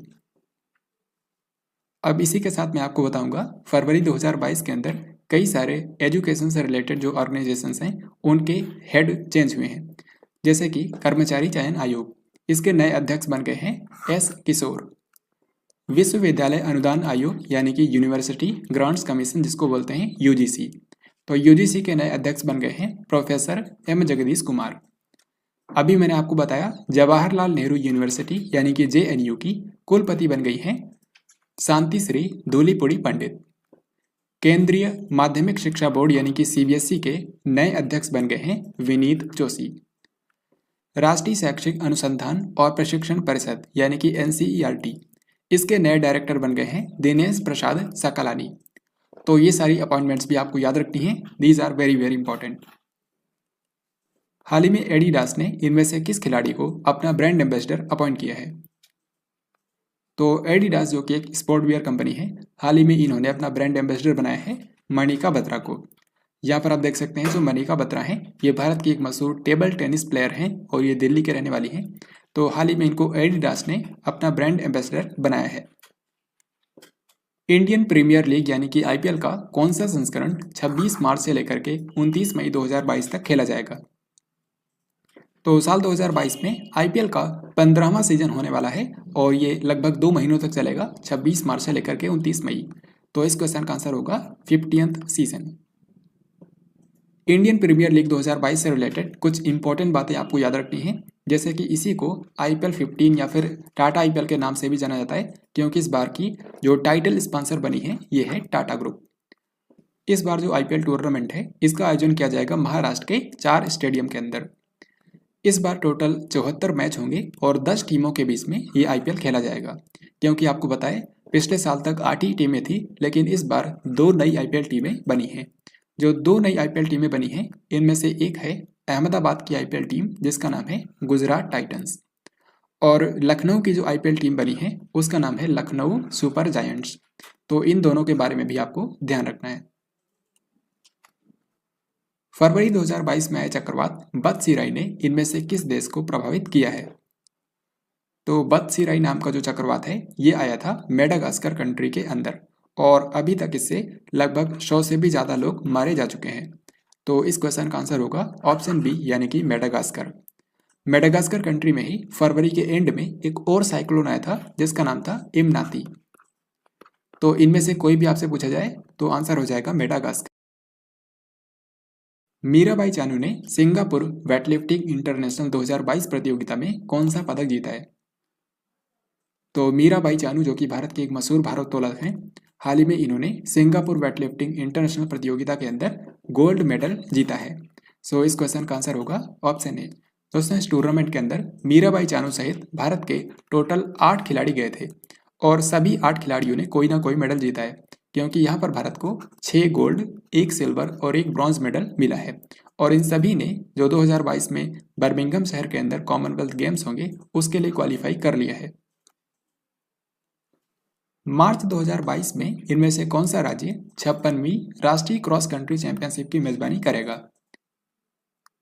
तो 56वीं राष्ट्रीय क्रॉस कंट्री चैंपियनशिप जो है ये एथलेटिक्स का टूर्नामेंट होगा। इसका आयोजन किया जाएगा भारत के पूर्वोत्तर राज्य नागालैंड के अंदर। यहाँ की जो राजधानी है कोहिमा, वहीं पर इसका आयोजन किया जाएगा। कोहिमा में 26 मार्च के दिन 2 इम्पोर्टेंट टूर्नामेंट होंगे, south Asian cross country championship और भारत की नेशनल क्रॉस कंट्री चैंपियनशिप। तो इन दोनों का आयोजन एक ही साथ नागालैंड की राजधानी कोहिमा में किया जाएगा, और इसके लिए शुभंकर बनाया गया है अकेमजी को, जो कि यहाँ पर आप देख सकते हैं एक हॉर्नबिल है। हॉर्नबिल एक पक्षी होता है। भारत ने कृषि क्षेत्र में डीजल के स्थान पर नवीकरणीय ऊर्जा के 100% इस्तेमाल का लक्ष्य किस वर्ष तक निर्धारित किया है? इसका मतलब यह है कि भारत के कृषि क्षेत्र में जो डीजल का इस्तेमाल होता है इसको पूरी तरीके से नवीकरणीय ऊर्जा से रिप्लेस कर दिया जाएगा, यानी कि भारत के कृषि क्षेत्र को पूरी तरीके से डीजल फ्री बना दिया जाएगा। कौन से साल तक? तो ये साल होगा साल 2024। हाल ही में भारत के जो नवीन और नवीकरणीय ऊर्जा मंत्री हैं RK सिंह, उन्होंने ये जानकारी दी है। हाल ही में रिलायंस जियो ने सैटेलाइट आधारित ब्रॉडबैंड सेवा के लिए कौन से फर्म के साथ करार किया है?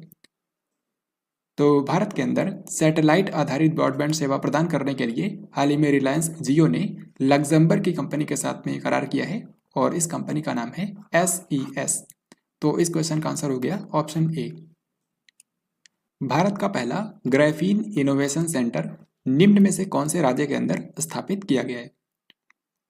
तो जिस तरीके से डायमंड, कोयला या फिर ग्रेफाइट वगैरह ये सब कार्बन के अपर रूप हैं, उसी तरीके से कार्बन का ही एक रूप होता है ग्राफीन। तो इसके लिए भारत का पहला इनोवेशन सेंटर स्थापित किया जाएगा केरल राज्य के अंदर। तो यहाँ पर आंसर हो गया ऑप्शन ए। हाल ही में किस देश ने इंग्लैंड को 4 विकेट से हराकर 5वीं बार ICC अंडर 19 क्रिकेट विश्व कप का खिताब जीत लिया है? तो हाल ही में जो पुरुषों का ICC अंडर 19 क्रिकेट विश्व कप हुआ है इसको भारत ने जीत लिया है इंग्लैंड को हराकर। तो इस क्वेश्चन का आंसर होगा ऑप्शन ए यानी कि भारत। इस टूर्नामेंट के बारे में आपको कुछ इंपॉर्टेंट बातें याद रखनी है, जैसे कि ये पुरुषों का जो अंडर 19 क्रिकेट वर्ल्ड कप हुआ है ये इसका 14वां संस्करण था। इसका आयोजन हाल ही में किया गया 14 जनवरी से लेकर के 5 फरवरी तक। इसको होस्ट किया था वेस्ट इंडीज की टीम ने। इसमें चैंपियन बना है अपना भारत, और भारत ने ये टूर्नामेंट 5वीं बार जीता है। और जैसा कि मैंने आपको बताया कि भारत ने यहाँ पर इंग्लैंड को हराया था, तो इंग्लैंड बना है यहाँ पर उप विजेता।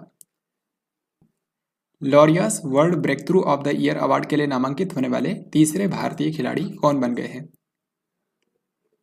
तो स्पोर्ट्स जगत में काफ़ी इंपॉर्टेंट पुरस्कार होता है लॉरियस वर्ल्ड स्पोर्ट्स अवार्ड। तो उसमें कई सारी कैटेगरी में पुरस्कार दिए जाते हैं, जो कि यहाँ पर आप अपने स्क्रीन पर देख सकते हैं। तो इन्हीं में से एक कैटेगरी होती है Laureus World break through of the Year. इस कैटेगरी में इस बार भारत के नीरज चोपड़ा को नामांकित किया गया है। और ये इनको मिलेगा कि नहीं ये बाद में पता चलेगा, क्योंकि इस कैटेगरी के अंदर इनके साथ ही कुछ अन्य खिलाड़ियों को भी नॉमिनेट किया गया है।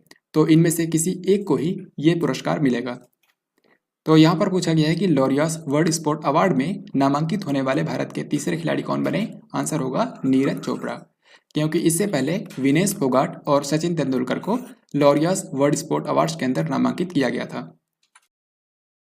18 फरवरी को ज्योतिरादित्य सिंधिया, जो कि भारत के सिविल एविएशन मिनिस्टर हैं, यानी कि नागरिक उड्डयन मंत्री हैं, इन्होंने कौन से दो शहरों के बीच में सीधी उड़ान का उद्घाटन किया।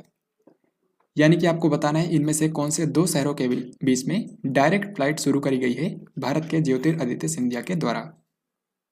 तो सही आंसर हो जाएगा ऑप्शन बी, यानी कि दिल्ली और खजुराहो। तो दिल्ली और मध्य प्रदेश का जो खजुराहो शहर है, इन दोनों के बीच में डायरेक्ट फ्लाइट हाल ही में शुरू की गई है और इसको उड़ान योजना के तहत शुरू किया गया है, जिसका मतलब होता है उड़े देश का आम नागरिक। चर्चित पुस्तक how to prevent the next pandemic, ये किताब किसने लिखी है। तो किस तरीके से हम नेक्स्ट पैंडेमिक को रोक सकते हैं, अगली महामारी को रोक सकते हैं, उसी के बारे में इस किताब में बताया गया है। इसको लिखा है बिल गेट्स ने। तो इसका आंसर हो जाएगा ऑप्शन ए, और इसको मई महीने में लॉन्च किया जाएगा। इसी के साथ मैं आपको बताऊंगा कुछ इंपॉर्टेंट बुक्स जो हाल ही में चर्चा में रही, जैसे कि how to prevent the next pandemic, इसको लिखा है बिल गेट्स ने।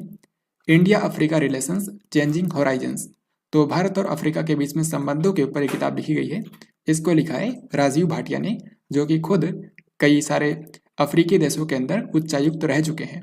तो इस किताब को लिखा है राजीव भाटिया ने। फिर अगली किताब है dignity in a digital age, making tech work for all of अस।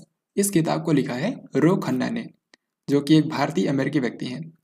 फिर अगली किताब है the founders, the story of PayPal and the entrepreneurs who saved silicon valley. तो ये किताब एक डिजिटल भुगतान कंपनी पेपाल की कहानी इसमें बताई गई है, इसको लिखा है जिमी सोनी ने। फिर अगला सवाल यहाँ पर आपके सामने है, भारत इनमें से किस देश को आधार कार्ड पर आधारित एकात्मक डिजिटल पहचान ढांचे को लागू करने के लिए अनुदान प्रदान करेगा। कहने का मतलब यह है कि जिस तरीके से भारत में आइडेंटिटी सिस्टम है आधार कार्ड, उसी तरीके से इनमें से किसी एक कंट्री का अपना खुद का आइडेंटिटी सिस्टम विकसित करने में भारत हेल्प करेगा। तो ये कौन सा कंट्री है, ये है श्रीलंका। तो श्रीलंका का अपना खुद का आइडेंटिटी सिस्टम विकसित करने के लिए भारत हेल्प करेगा। इस्लामिक स्टेट का शीर्ष नेता अबू इब्राहिम इनमें से किस देश में अमेरिकी सेना के एक ऑपरेशन में मारा गया। तो सही आंसर हो जाएगा ऑप्शन सी, यानी कि सीरिया। तो सीरिया का जो एक आतंकवादी संगठन है इस्लामिक स्टेट, इसका जो शीर्ष नेता था यानी कि सुप्रीम लीडर था अबू इब्राहिम, हाल ही में अमेरिकी फोर्सेस के एक ऑपरेशन के दौरान मारा गया। 18 फरवरी को भारत और किस देश ने व्यापक आर्थिक भागीदारी समझौते यानी कि CEPA पर हस्ताक्षर किए हैं। तो इसका सही आंसर होगा ऑप्शन डी, यानी कि संयुक्त अरब अमीरात, जिसको बोलते हैं UAE। तो हाल ही में भारत और UAE के बीच में फ्री ट्रेड एग्रीमेंट हुआ है, जिसको बोलते हैं कॉम्प्रिहेंसिव इकोनॉमिक पार्टनरशिप एग्रीमेंट या शॉर्ट में CEPA। तो इसके जरिए भारत से जो सामान UAE जाता है या फिर जो सामान UAE से भारत आता है, उस पर इंपोर्ट के दौरान कोई भी टैक्स नहीं लिया जाएगा। और इस एग्रीमेंट के तहत लक्ष्य यह रखा गया है कि अगले 5 सालों में भारत और UAE के बीच में जो वस्तुओं का व्यापार होता है उसको $100 अरब तक पहुंचाना है, $100 बिलियन तक पहुंचाना है, ये भी आपको ध्यान रखना है। 18 फरवरी को आयोजित भारत UAE वर्चुअल समिट के दौरान भारत का प्रतिनिधित्व किसने किया। तो अभी मैंने आपको जो एग्रीमेंट के बारे में बताया जो कि भारत और UAE के बीच में हुआ है, ये भारत UAE वर्चुअल समिट के दौरान ही हुआ था, जिसमें भारत की तरफ से हिस्सा लिया था भारत के प्रधानमंत्री नरेंद्र मोदी ने, और UAE की तरफ से शामिल हुए थे अबू धाबी के क्राउन प्रिंस शेख मोहम्मद बिन जायद अल नहयान। तो इसमें भारत को रिप्रेजेंट किया था नरेंद्र मोदी जी ने। भारत के बाहर पहला भारतीय प्रौद्योगिकी संस्थान यानी कि IIT कौन से देश के अंदर स्थापित किया जाएगा। तो अभी भारत और UAE के बीच में जो CEPA एग्रीमेंट हुआ है, इसी के अंतर्गत भारत UAE के अंदर एक भारतीय प्रौद्योगिकी संस्थान यानी कि IIT की स्थापना करेगा, और ये पहली बार होगा जब भारत किसी विदेशी कंट्री के अंदर IIT की स्थापना करेगा। तो इस क्वेश्चन का हमारा आंसर होगा संयुक्त अरब अमीरात। हाल ही में बिहार सरकार ने अब से किस दिन को शहीद दिवस के रूप में मनाने की अनाउंसमेंट की है? तो बिहार के अंदर अब से हर साल 15 फरवरी के दिन शहीद दिवस मनाया जाएगा, क्योंकि 15 फरवरी सन 1932 को टोटल 34 फ्रीडम फाइटर्स की डेथ हो गई थी। तो इनकी शहादत को याद रखते हुए अब से हर साल बिहार सरकार जो है ये 15 फरवरी को शहीद दिवस के रूप में मनाएगी। फरवरी 2022 में इनमें से कौन सी कंट्री ने भारत से 420 ब्रॉड गेज रेलवे वैगन खरीदने के लिए समझौते पर हस्ताक्षर किए हैं? यानी कि आपको बताना है कि भारत इनमें से कौन सी कंट्री को 420 ब्रॉड गेज रेलवे वैगन प्रदान करेगा। यह कंट्री है बांग्लादेश। बांग्लादेश की राजधानी है ढाका, यहाँ की करेंसी है टका और यहाँ के प्रधानमंत्री है शेख हसीना। 16 से लेकर के 19 फरवरी तक एशिया का सबसे बड़ा जनजातीय उत्सव मेदराम यात्रा कौन से राज्य के अंदर मनाया गया? तो मेदराम यात्रा जो है ये एक जनजातीय उत्सव होता है जो कि एशिया का सबसे बड़ा जनजातीय उत्सव है।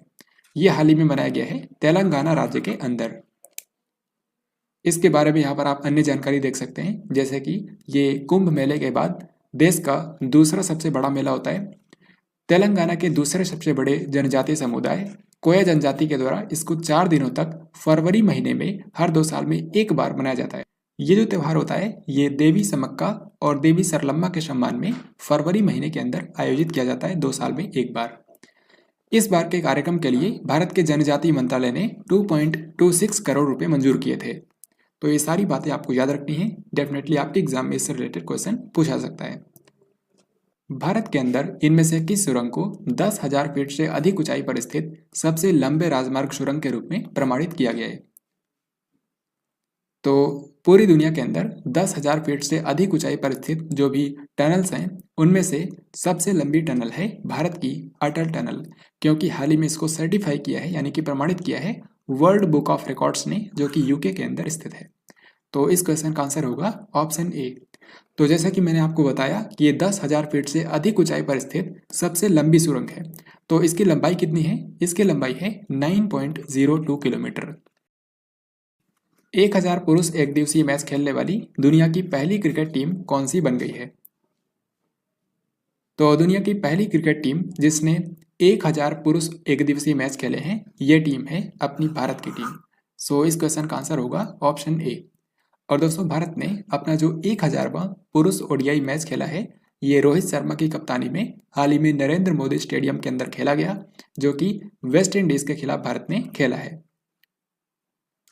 नेशनल सिंगल विंडो सिस्टम के साथ एकीकृत होने वाला पहला केंद्र शासित प्रदेश कौन सा बन गया है? तो भारत का जो केंद्र सरकार का नेशनल सिंगल विंडो सिस्टम है इसके साथ में एकीकृत होने वाला पहला यूनियन टेरिटरी बन गया है जम्मू कश्मीर, क्योंकि हाल ही में जम्मू कश्मीर के जो उपराज्यपाल हैं मनोज सिन्हा, उन्होंने जम्मू कश्मीर के लिए Jammu Kashmir single window system को लॉन्च किया है, Jammu Kashmir single window system, और उसको नेशनल सिंगल विंडो सिस्टम के साथ में इंटीग्रेट कर दिया गया है। तो इससे क्या होगा?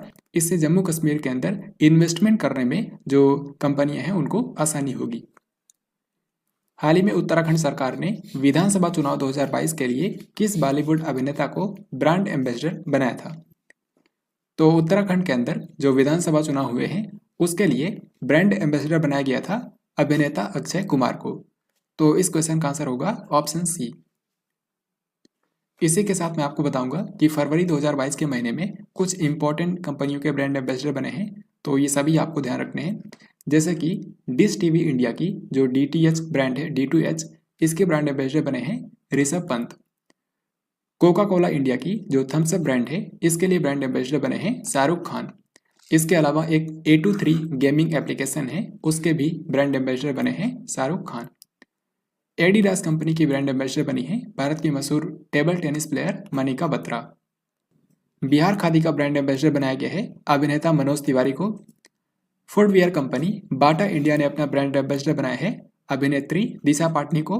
Digital health care platform Medibuddy ने अपना ब्रांड एम्बेसडर बनाया है अभिनेता अमिताभ बच्चन को। तो ये फरवरी के अंदर काफ़ी सारे इंपॉर्टेंट कंपनियों के ब्रांड एम्बेसडर बने हैं, इनके बारे में आपको ध्यान रखना है। 17 फरवरी को केंद्रीय मंत्री सर्बानंद सोनोवाल ने इनमें से किन 2 शहरों के बीच में वाटर टैक्सी सेवा का शुभारंभ किया? तो इसका सही उत्तर होगा ऑप्शन सी यानी कि मुंबई और नवी मुंबई। तो मुंबई और नवी मुंबई के बीच में अब इस तरीके से वाटर टैक्सी चलेंगी, जिनका हाल ही में शुभारंभ किया है भारत के केंद्रीय मंत्री सर्बानंद सोनोवाल ने। सेंट्रल ब्यूरो ऑफ इन्वेस्टिगेशन यानी कि सीबीआई ने 22,842 करोड़ रुपए के बैंक धोखाधड़ी मामले में इनमें से किस कंपनी के पूर्व सीएमडी के नाम लुकआउट नोटिस जारी किया है? सही आंसर हो जाएगा ABG shipyard limited. ABG shipyard limited जो है ये एक प्राइवेट शिप बिल्डिंग कंपनी है जो कि जहाजें बनाती है और ये गुजरात के सूरत शहर में स्थित है। तो भारत की जो स्टेट बैंक ऑफ इंडिया है यानी कि एसबीआई, इसने इसके ऊपर 22,842 करोड़ रुपए के बैंक धोखाधड़ी का आरोप लगाया है, जिसकी जांच करेगी सीबीआई। और अगर ये आरोप सिद्ध हो जाता है तो ये अब तक की सबसे बड़ी बैंक धोखाधड़ी होगी। हाल ही में सरकार ने गैर अधिसूचित घुमंतु और अर्ध घुमंतु समुदायों के कल्याण के लिए कौन सी योजना शुरू की है?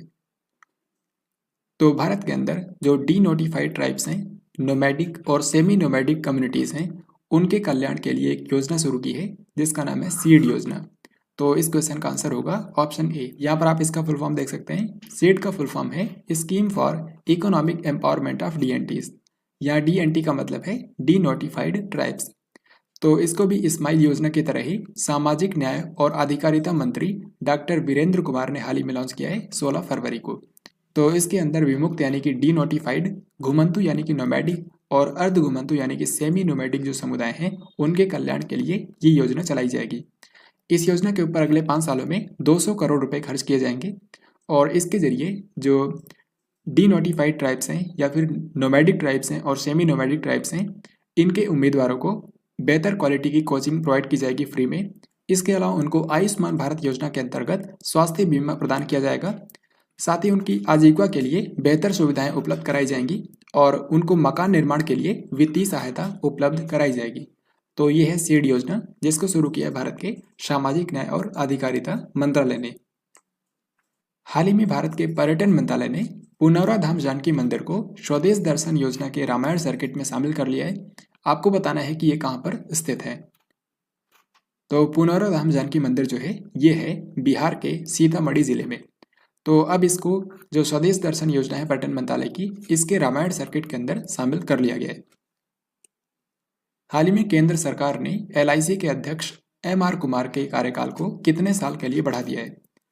तो भारतीय जीवन बीमा निगम यानी कि एलआईसी के वर्तमान अध्यक्ष हैं एमआर कुमार और अब इनका कार्यकाल 1 साल के लिए बढ़ा दिया गया है। सो इसका सही उत्तर होगा ऑप्शन ए।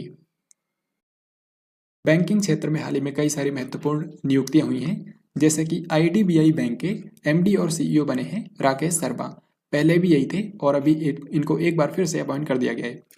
भारतीय दिवाला और शोधन अक्षमता बोर्ड यानी कि insolvency and bankruptcy board of India, इसके अध्यक्ष बने हैं रवि मित्तल, जो कि पहले खेल सचिव थे। तो अब इनको insolvency and bankruptcy board of India का अध्यक्ष बना दिया गया है। भारतीय जीवन बीमा निगम के अध्यक्ष हैं एमआर कुमार।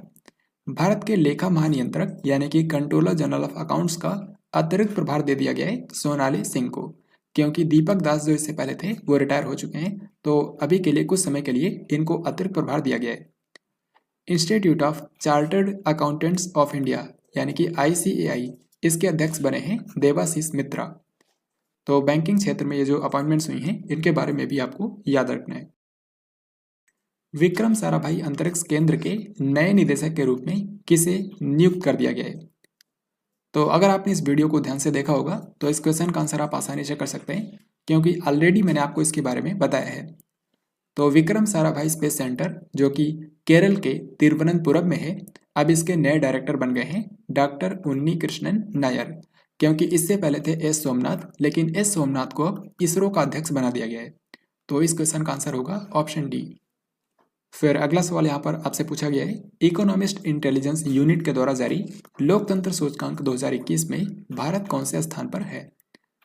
तो लंदन स्थित एक संस्था है इकोनॉमिस्ट इंटेलिजेंस यूनिट।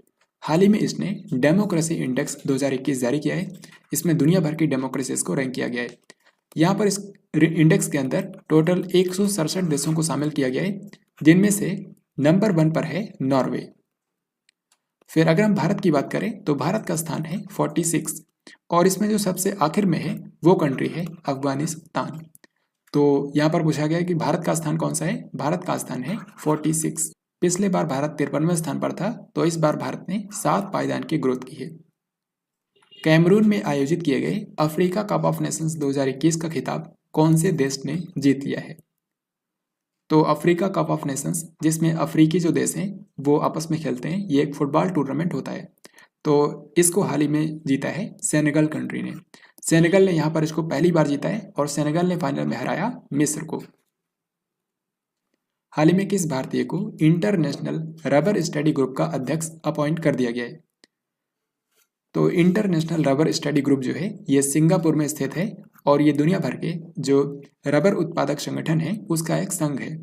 तो इसके अध्यक्ष हाल ही में बनाए गए हैं एक भारतीय व्यक्ति जिनका नाम है डॉक्टर KN राघवन, और इनको 2 साल के लिए बनाया गया है, 2022 से लेकर के 2024 तक के लिए। प्रवीण कुमार सोबती का हाल ही में निधन हो गया है। आपको बताना है कि इन्होंने टीवी सीरीज महाभारत में किसकी भूमिका निभाई थी। तो प्रवीण कुमार सोबती जो कि BSF के एक सैनिक भी रह चुके हैं और ये भारत के एक मशहूर हैमर थ्रोअर थे। इन्होंने एशियन गेम्स के अंदर 4 मेडल जीते थे। तो इन्होंने महाभारत जो टीवी सीरियल था उसमें भीम का किरदार निभाया था। सो आंसर हो जाएगा ऑप्शन नंबर A। दोस्तों, फरवरी महीने में फिल्म जगत से कई सारे इंपॉर्टेंट पर्सनालिटीज़ की डेथ हुई है जिनके बारे में आपको ध्यान रखना है। जैसे कि भारत की मशहूर पार्श्व गायिका भारत रत्न लता मंगेशकर का 92 साल की उम्र में निधन हो गया। प्रसिद्ध संगीतकार और गायक बप्पी लाहिड़ी का निधन हो गया। इसी तरीके से मशहूर बंगाली गायिका संध्या मुखर्जी या फिर संध्या मुखोपाध्याय भी इनको बोलते हैं, इनका 90 साल की उम्र में निधन हो गया। इनको 2022 में ही पद्मश्री पुरस्कार देने की अनाउंसमेंट की गई थी, लेकिन इन्होंने पद्मश्री लेने से इनकार कर दिया था।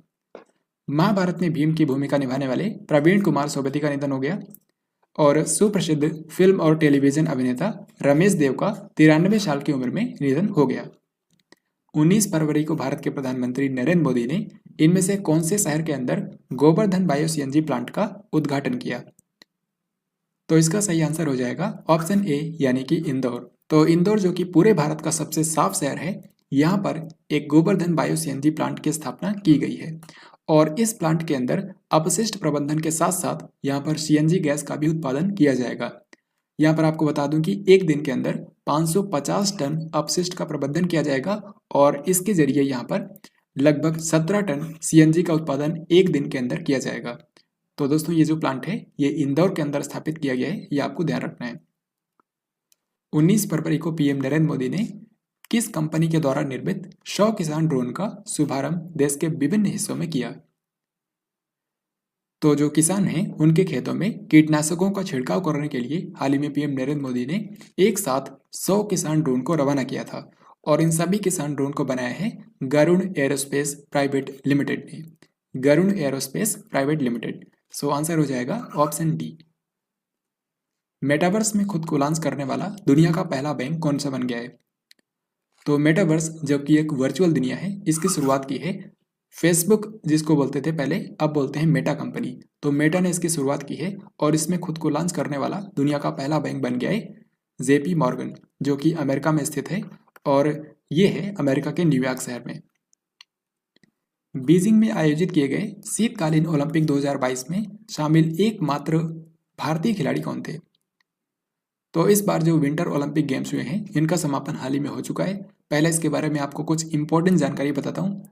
तो यहाँ पर आप देख सकते हैं इस बार 24वां शीतकालीन ओलंपिक खेल हुआ है जिसका आयोजन किया गया 4 से लेकर के 20 फरवरी तक चीन की राजधानी बीजिंग में। तो इस बार जो विंटर ओलंपिक गेम्स हुए हैं इसका मेज़बान अगर आपसे पूछें तो मेज़बान था चीन की राजधानी बीजिंग। और दोस्तों, इस तरीके से बीजिंग पहला शहर बना है जिसने समर और विंटर दोनों ओलंपिक्स का आयोजन किया है। इस बार का शुभंकर था बिंग वैन ड्वेन, जो कि आप यहाँ पर देख सकते हैं। इस बार के विंटर ओलंपिक गेम्स का आदर्श वाक्य था together for a shared future. तो यहाँ पर जो क्वेश्चन में पूछा गया है कि इस बार के शीतकालीन ओलंपिक खेल में भारत के जो एकमात्र खिलाड़ी गए थे इनका नाम क्या है। इनका नाम है आरिफ मोहम्मद खान और इन्होंने अल्पाइन स्कीइंग के अंदर हिस्सा लिया था। हालांकि ये कोई भी मेडल नहीं जीत पाए। तो इस बार के विंटर ओलंपिक्स में भारत को कोई भी मेडल नहीं मिला है, इसलिए पदक तालिका में भारत का कोई भी स्थान नहीं रहा। अब यहाँ पर पदक तालिका से रिलेटेड ही क्वेश्चन पूछा गया है कि इस बार की पदक तालिका में कौन सा देश शीर्ष स्थान पर रहा। तो यहाँ पर नंबर 1 पर था नॉर्वे कंट्री।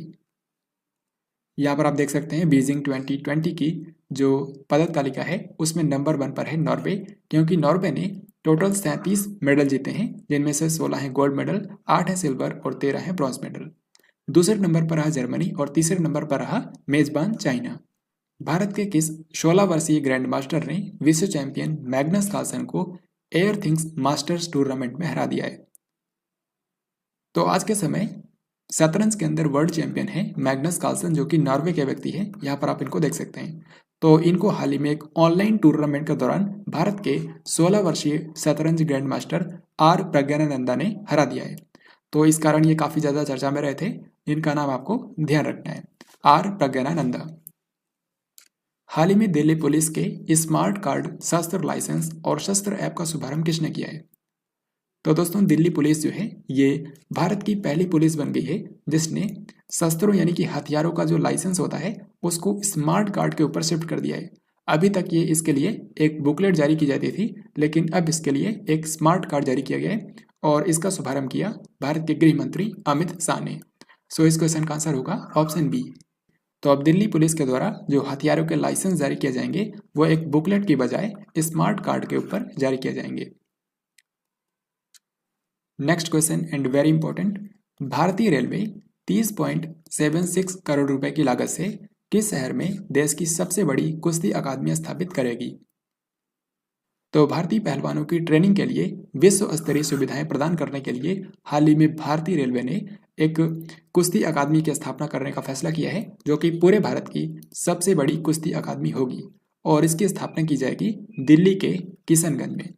तो इस क्वेश्चन का आंसर होगा ऑप्शन नंबर सी और इसको बनाने में लागत आएगी 30.76 करोड़ रुपए। विश्व रेडियो दिवस 2022 की थीम क्या है? तो वर्ल्ड रेडियो दिवस जो है ये हर साल मनाया जाता है 13 फरवरी के दिन और इस बार इसकी थीम रखी गई है रेडियो एंड ट्रस्ट, यानी कि रेडियो और विश्वास। अब दोस्तों इसी के साथ मैं आपको बताऊंगा कि फरवरी 2022 के महीने में कौन कौन से ऐसे इंपॉर्टेंट डेज हैं जिनकी आपको थीम याद रखनी है और कौन से डेज हैं जिनकी थीम नहीं याद रखनी है। तो यहाँ पर देखिए, सबसे पहले 1 फरवरी को मनाया गया है भारतीय तटरक्षक दिवस।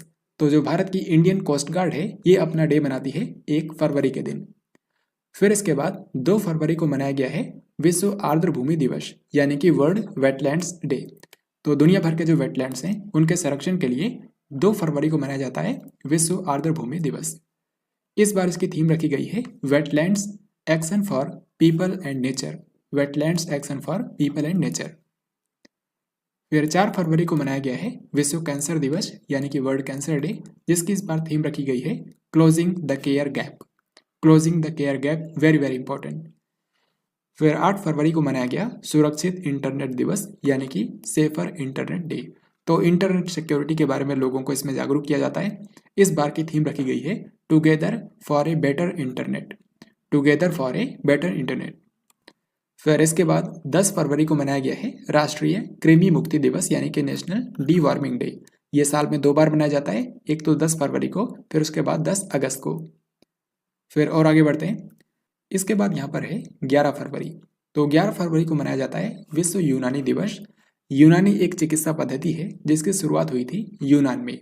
तो 11 फरवरी को मनाया जाता है विश्व यूनानी दिवस। फिर इसके बाद 13 फरवरी को 2 इंपॉर्टेंट डेज मनाए जाते हैं। पहला राष्ट्रीय स्तर पर राष्ट्रीय महिला दिवस, जो कि सरोजिनी नायडू के जन्मदिन के ऊपर मनाया जाता है। फिर दूसरा है विश्व रेडियो दिवस, जिसकी थीम मैंने आपको बताया रेडियो एंड ट्रस्ट। फिर इसके बाद 20 फरवरी को मनाया गया है विश्व सामाजिक न्याय दिवस, यानी कि वर्ल्ड सोशल जस्टिस डे। इस बार इसका विषय है achieving social justice through formal employment. फिर इसके बाद 21 फरवरी को मनाया गया अंतर्राष्ट्रीय मातृभाषा दिवस, जिसकी इस बार थीम रखी गई है using technology for multilingual learning, challenges and opportunities. फिर और आगे बढ़ते हैं, 24 फरवरी को मनाया गया है केंद्रीय उत्पाद शुल्क दिवस, यानी कि सेंट्रल एक्साइज डे। ये भारत की जो संस्था है CBIC, इसके द्वारा हर साल 24 फरवरी को मनाया जाता है। फिर 27 फरवरी को मनाया गया है विश्व NGO दिवस। दुनिया भर के जो गैर सरकारी संगठन हैं उनके योगदान के लिए समाज में ये दिवस हर साल 27 फरवरी को मनाया जाता है। फिर 28 फरवरी को भारत के अंदर राष्ट्रीय विज्ञान दिवस मनाया गया है। राष्ट्रीय विज्ञान दिवस 2022 की थीम रखी गई है integrated approach in science and technology for sustainable future. तो ये रहे इस महीने के सभी इंपॉर्टेंट डेज और थीम। इनके बारे में आपको ध्यान रखना है। इनमें से कई सारे डेज हैं जिनकी थीम काफ़ी महत्वपूर्ण है। तो अब आगे बढ़ते हैं।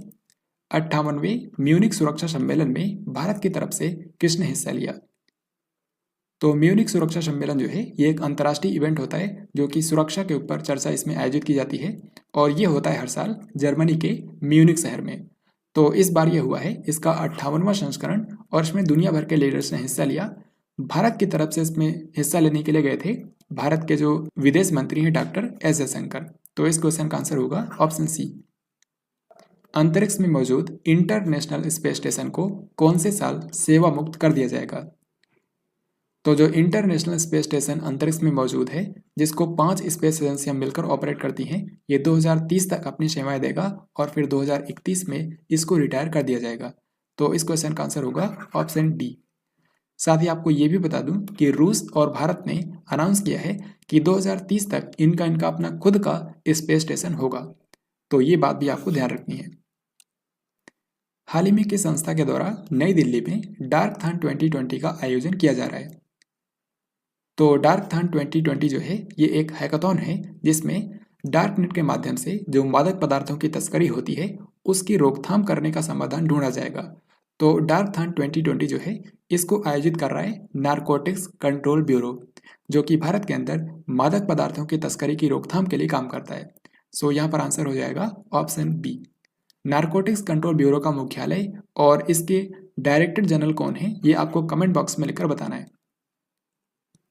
इसी तरीके से यहाँ पर आपको बताना है कि नीति आयोग ने इनमें से कौन से डिजिटल भुगतान कंपनी के सहयोग से फिनटेक ओपन हैकाथॉन आयोजित किया है? तो भारत के फाइनेंशियल टेक्नोलॉजी सेक्टर के अंदर जो भी कमियां हैं उनको दूर करने के लिए, समाधान ढूंढने के लिए हाल ही में नीति आयोग ने एक हैकाथॉन आयोजित किया है जिसका नाम है फिनटेक ओपन हैकाथॉन। तो इसको नीति आयोग ने फोन पे के सहयोग से लॉन्च किया है। 7 फरवरी को डॉक्टर मनसुख मांडविया ने मिशन इंद्रधनुष का कौन सा चरण शुरू किया? तो मिशन इंद्रधनुष जो कि भारत का एक टीकाकरण अभियान है, इसमें गर्भवती महिलाओं और बच्चों को गंभीर बीमारियों से बचाने के लिए उनका टीकाकरण किया जाता है। तो हाल ही में जो भारत के स्वास्थ्य मंत्री हैं डॉक्टर मनसुख मांडविया, इन्होंने इसका 14वां चरण लॉन्च किया है। तो करेक्ट आंसर हो जाएगा ऑप्शन नंबर सी। तो मिशन इंद्रधनुष 4.0 की शुरुआत की है मनसुख मांडविया जी ने। भारत की पहली जैव सुरक्षा स्तर 3 मोबाइल प्रयोगशाला कौन से शहर के अंदर शुरू की गई है? तो भारत के अंदर पहली बार एक चलती फिरती बायो सेफ्टी लेवल 3 की लैब लॉन्च की गई है जिसको लॉन्च किया गया है महाराष्ट्र के नासिक शहर में। सो करेक्ट आंसर होगा ऑप्शन ए। 21 फरवरी को रूस के राष्ट्रपति व्लादिमीर पुतिन ने यूक्रेन के किस क्षेत्र को स्वतंत्र देश की मान्यता दी थी? तो इसका सही उत्तर होगा ऑप्शन नंबर बी यानी कि लुहांस्क और दोनेत्स्क। तो ये जो 2 रीजन हैं यूक्रेन के, इनको इंडिपेंडेंट कंट्री की मान्यता दे दी थी रूस के राष्ट्रपति व्लादिमीर पुतिन ने 21 फरवरी को। तो हाल ही में रूस और यूक्रेन के बीच में जो युद्ध शुरू हुआ था इसके बारे में आपको कुछ इंपॉर्टेंट पॉइंट्स याद रखने हैं। जैसे कि 21 फरवरी को रूस के राष्ट्रपति व्लादिमीर पुतिन ने यूक्रेन के लुहांस्क और दोनेत्स्क इन 2 रीजन को स्वतंत्र देश की मान्यता दे दी थी। फिर इसके 2 दिन बाद 23 फरवरी को यूक्रेन ने रूस से संभावित सैन्य हमलों को देखते हुए देश के अंदर आपातकाल की स्थिति लागू कर दी। और फिर अगले ही दिन यानी कि 24 फरवरी को रूस ने यूक्रेन के दोनबास रीजन में विशेष सैन्य अभियान शुरू करने की अनाउंसमेंट की। यानी कि रूस के राष्ट्रपति व्लादिमीर पुतिन ने अनाउंस किया कि यूक्रेन के डोनबास रीजन में एक स्पेशल मिलिट्री ऑपरेशन शुरू किया जाएगा। और रूस के राष्ट्रपति व्लादिमीर पुतिन की इस अनाउंसमेंट के बाद ही यूक्रेन के कई सारे रीजन में मिसाइल हमले किए गए और रूस ने पूरी तरीके से यहाँ पर यूक्रेन पर आक्रमण कर दिया था। यहाँ पर आप नेक्स्ट पॉइंट में देख सकते हैं 24 फरवरी को ही रूस की सेना ने यूक्रेन के सैन्य ठिकानों पर हमला करने के साथ यूक्रेन पर 3 दिशाओं से आक्रमण कर दिया था। तो यहाँ पर आपको ये डेट्स याद रखनी है। 24 फरवरी को रूस ने यूक्रेन पर आक्रमण किया है। तो यहाँ पर जो मैंने आपको बताया आप इस मैप के अंदर देख सकते हैं, इधर है रसिया और ये है यूक्रेन। तो 21 फरवरी को रूस ने यूक्रेन के 2 रीजन लुहांस्क और दोनेत्स्क को इंडिपेंडेंट कंट्री की मान्यता दे दी थी। और फिर उसके बाद 24 फरवरी को रूस ने पूरी तरीके से यूक्रेन पर आक्रमण कर दिया था। यहाँ पर आप देख सकते हैं 3 दिशाओं से यूक्रेन पर रूस ने आक्रमण किया था। फिर इसके बाद यहाँ पर नेक्स्ट क्वेश्चन है, यूक्रेन में फंसे भारतीयों को वापस लाने के लिए भारत सरकार ने कौन सा ऑपरेशन शुरू किया है? तो यूक्रेन में लगभग 20,000 भारतीय छात्र फंसे हुए थे और उनको बाहर निकालने के लिए भारत सरकार ने ऑपरेशन गंगा की शुरुआत की थी। तो इस क्वेश्चन का आंसर होगा ऑप्शन नंबर ए। यहाँ पर आप रूस और यूक्रेन का अलग अलग मैप देख सकते हैं। जो यूक्रेन है, इनके अगर हम पड़ोसी देशों की बात करें तो उनमें है Russia, Belarus, Poland, Slovakia, Hungary, Romania और माल्डोवा। तो भारत सरकार ने ये जो ऑपरेशन गंगा शुरू किया है, इसके तहत यूक्रेन के जो पड़ोसी देश हैं जैसे कि पोलैंड, स्लोवाकिया, हंगरी, रोमानिया और बेलारूस, इन कंट्रीज से भारतीयों को बाहर निकाला जा रहा है। हाल ही में किस भारतीय ओलंपियन को Olympians for life hall of fame में शामिल किया गया है? तो दोस्तों साल 2022 के लिए टोटल 5 खिलाड़ियों को पूरे दुनिया भर के Olympians for life hall of fame में शामिल किया गया है, जिसमें से एक भारत के भी हैं जिनका नाम है शिव केशवन। शिव केशवन के बारे में अगर आप नहीं जानते तो बता दूं, ये विंटर ओलंपिक गेम्स के अंदर हिस्सा लेते थे और ये ल्यूज जो स्पोर्ट होता है उसमें ये शामिल होते थे और ये 6 बार विंटर ओलंपिक गेम्स के अंदर शामिल हुए हैं। तो इसीलिए इनको हाल ही में Olympians for life hall of fame में शामिल किया गया है। हालांकि अभी तक विंटर ओलंपिक गेम्स के अंदर भारत ने कभी भी कोई भी मेडल नहीं जीता है। 9 से लेकर के 11 फरवरी तक किस देश की मेजबानी में वन ओशन समिट का आयोजन किया गया? तो वन ओशन समिट जो है, इसका आयोजन हाल ही में किया गया है फ्रांस के ब्रेस्ट नाम के शहर में। तो इसका आंसर हो जाएगा ऑप्शन ए। और इसमें भारत की तरफ से हिस्सा लिया था, वर्चुअली पार्टिसिपेट किया था भारत के पीएम नरेंद्र मोदी ने। 25 फरवरी को हेमानंद बिस्वाल का निधन हो गया। आपको बताना है कि ये कौन से राज्य के पूर्व मुख्यमंत्री थे। तो इस राज्य के वर्तमान मुख्यमंत्री हैं नवीन पटनायक, यानी कि यहाँ पर बात हो रही है ओडिशा की। तो ओडिशा के पूर्व मुख्यमंत्री थे हेमानंद बिस्वाल, जो कि ओडिशा राज्य के पहले आदिवासी मुख्यमंत्री थे। तो हाल ही में इनकी डेथ हो गई है। इनके अलावा कुछ और इम्पोर्टेंट पर्सन्स जिनकी डेथ हुई है फरवरी महीने में, इनके बारे में देखते हैं। तो ये तो मैंने आपको बता ही दिया, ओडिशा के पहले आदिवासी मुख्यमंत्री हेमानंद बिस्वाल का निधन हो गया। भारत के मशहूर उद्योगपति और बजाज समूह के पूर्व अध्यक्ष राहुल बजाज का निधन हो गया। असम की गांधीवादी समाज सुधारक और स्वतंत्रता सेनानी शकुंतला चौधरी का निधन हो गया। भारत के मशहूर पत्रकार और इंडियन एक्सप्रेस के राष्ट्रीय ब्यूरो प्रमुख रवीश तिवारी का निधन हो गया। और फिर आखिर में है नोबेल पुरस्कार विजेता प्रसिद्ध फ्रांसीसी वायरोलॉजिस्ट जिन्होंने HIV वायरस की खोज की थी, ल्यूक मॉन्टेग्नियर, इनका भी हाल ही में निधन हो गया है। चीन के बढ़ते प्रभुत्व का मुकाबला करने के लिए अमेरिका ने इनमें से कौन से द्वीप राष्ट्र में अपना दूतावास फिर से खोलने की योजना बनाई है?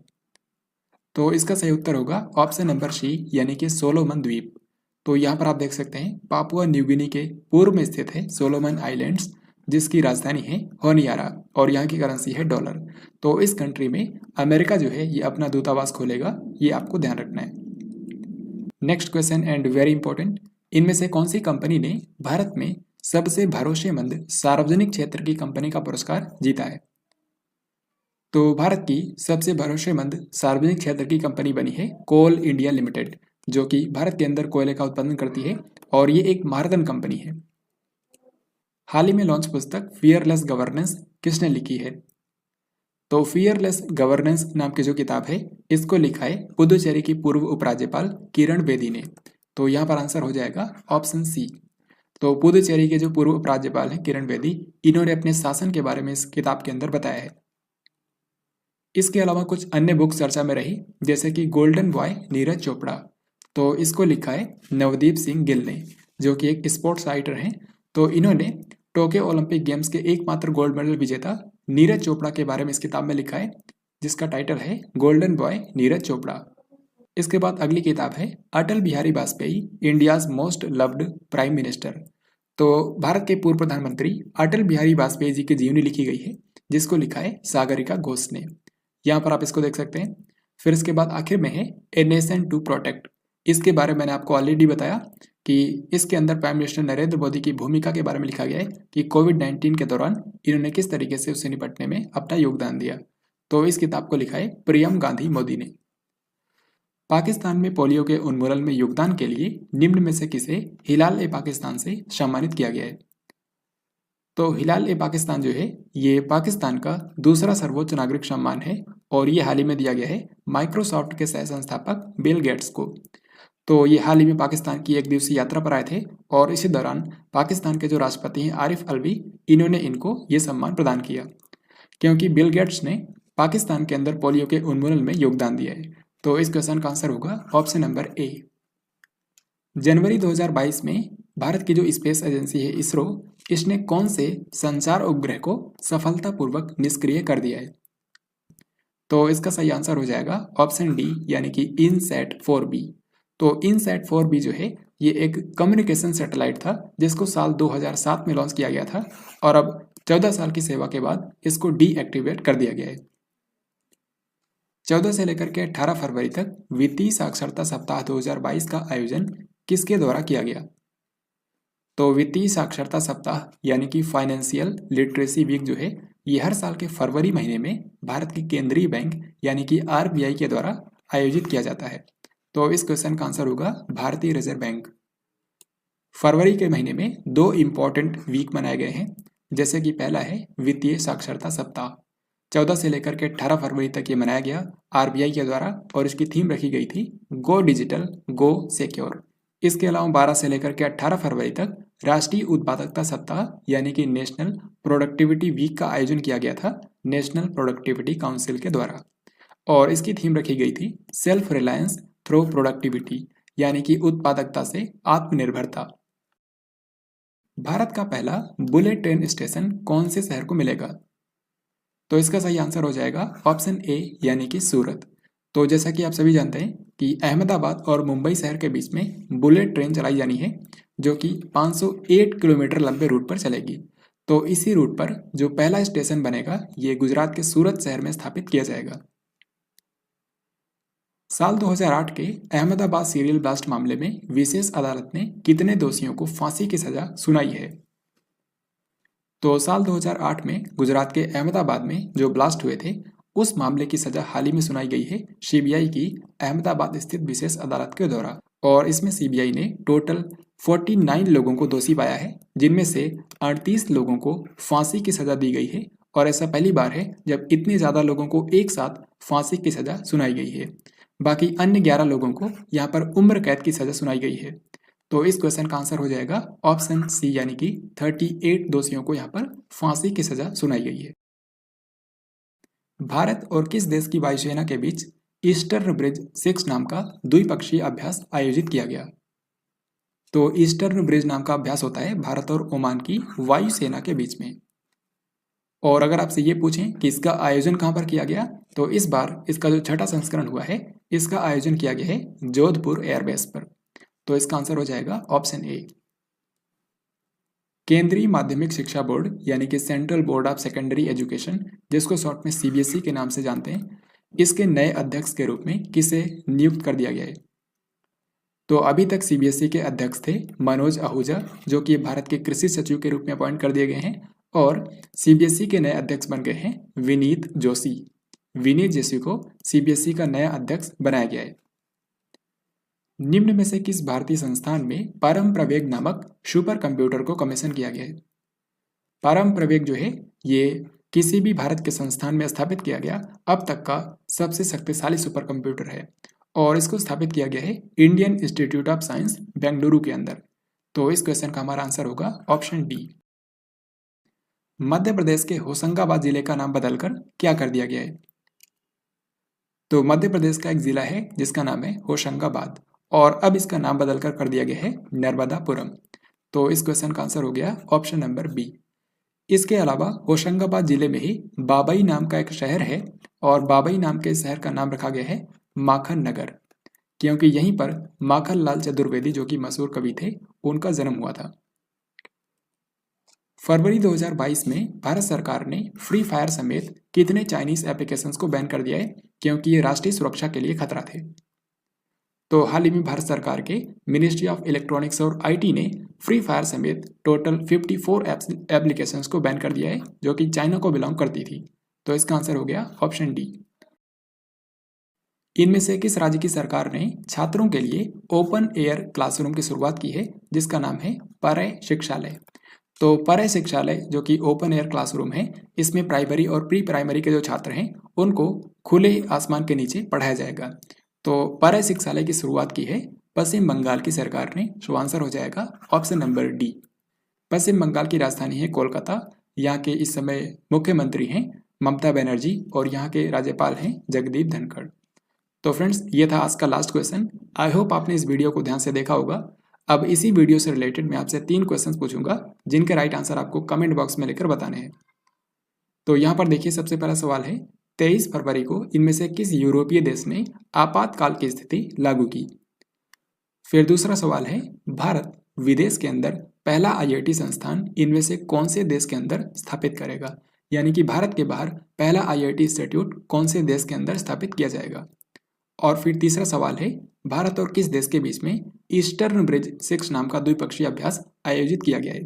तो अगर आपने इस वीडियो को ध्यान से देखा है तो ये 3 क्वेश्चंस क्या इस वीडियो के अंदर बताए गए किसी भी क्वेश्चन का आंसर आप बहुत ही आसानी से कर पाएंगे।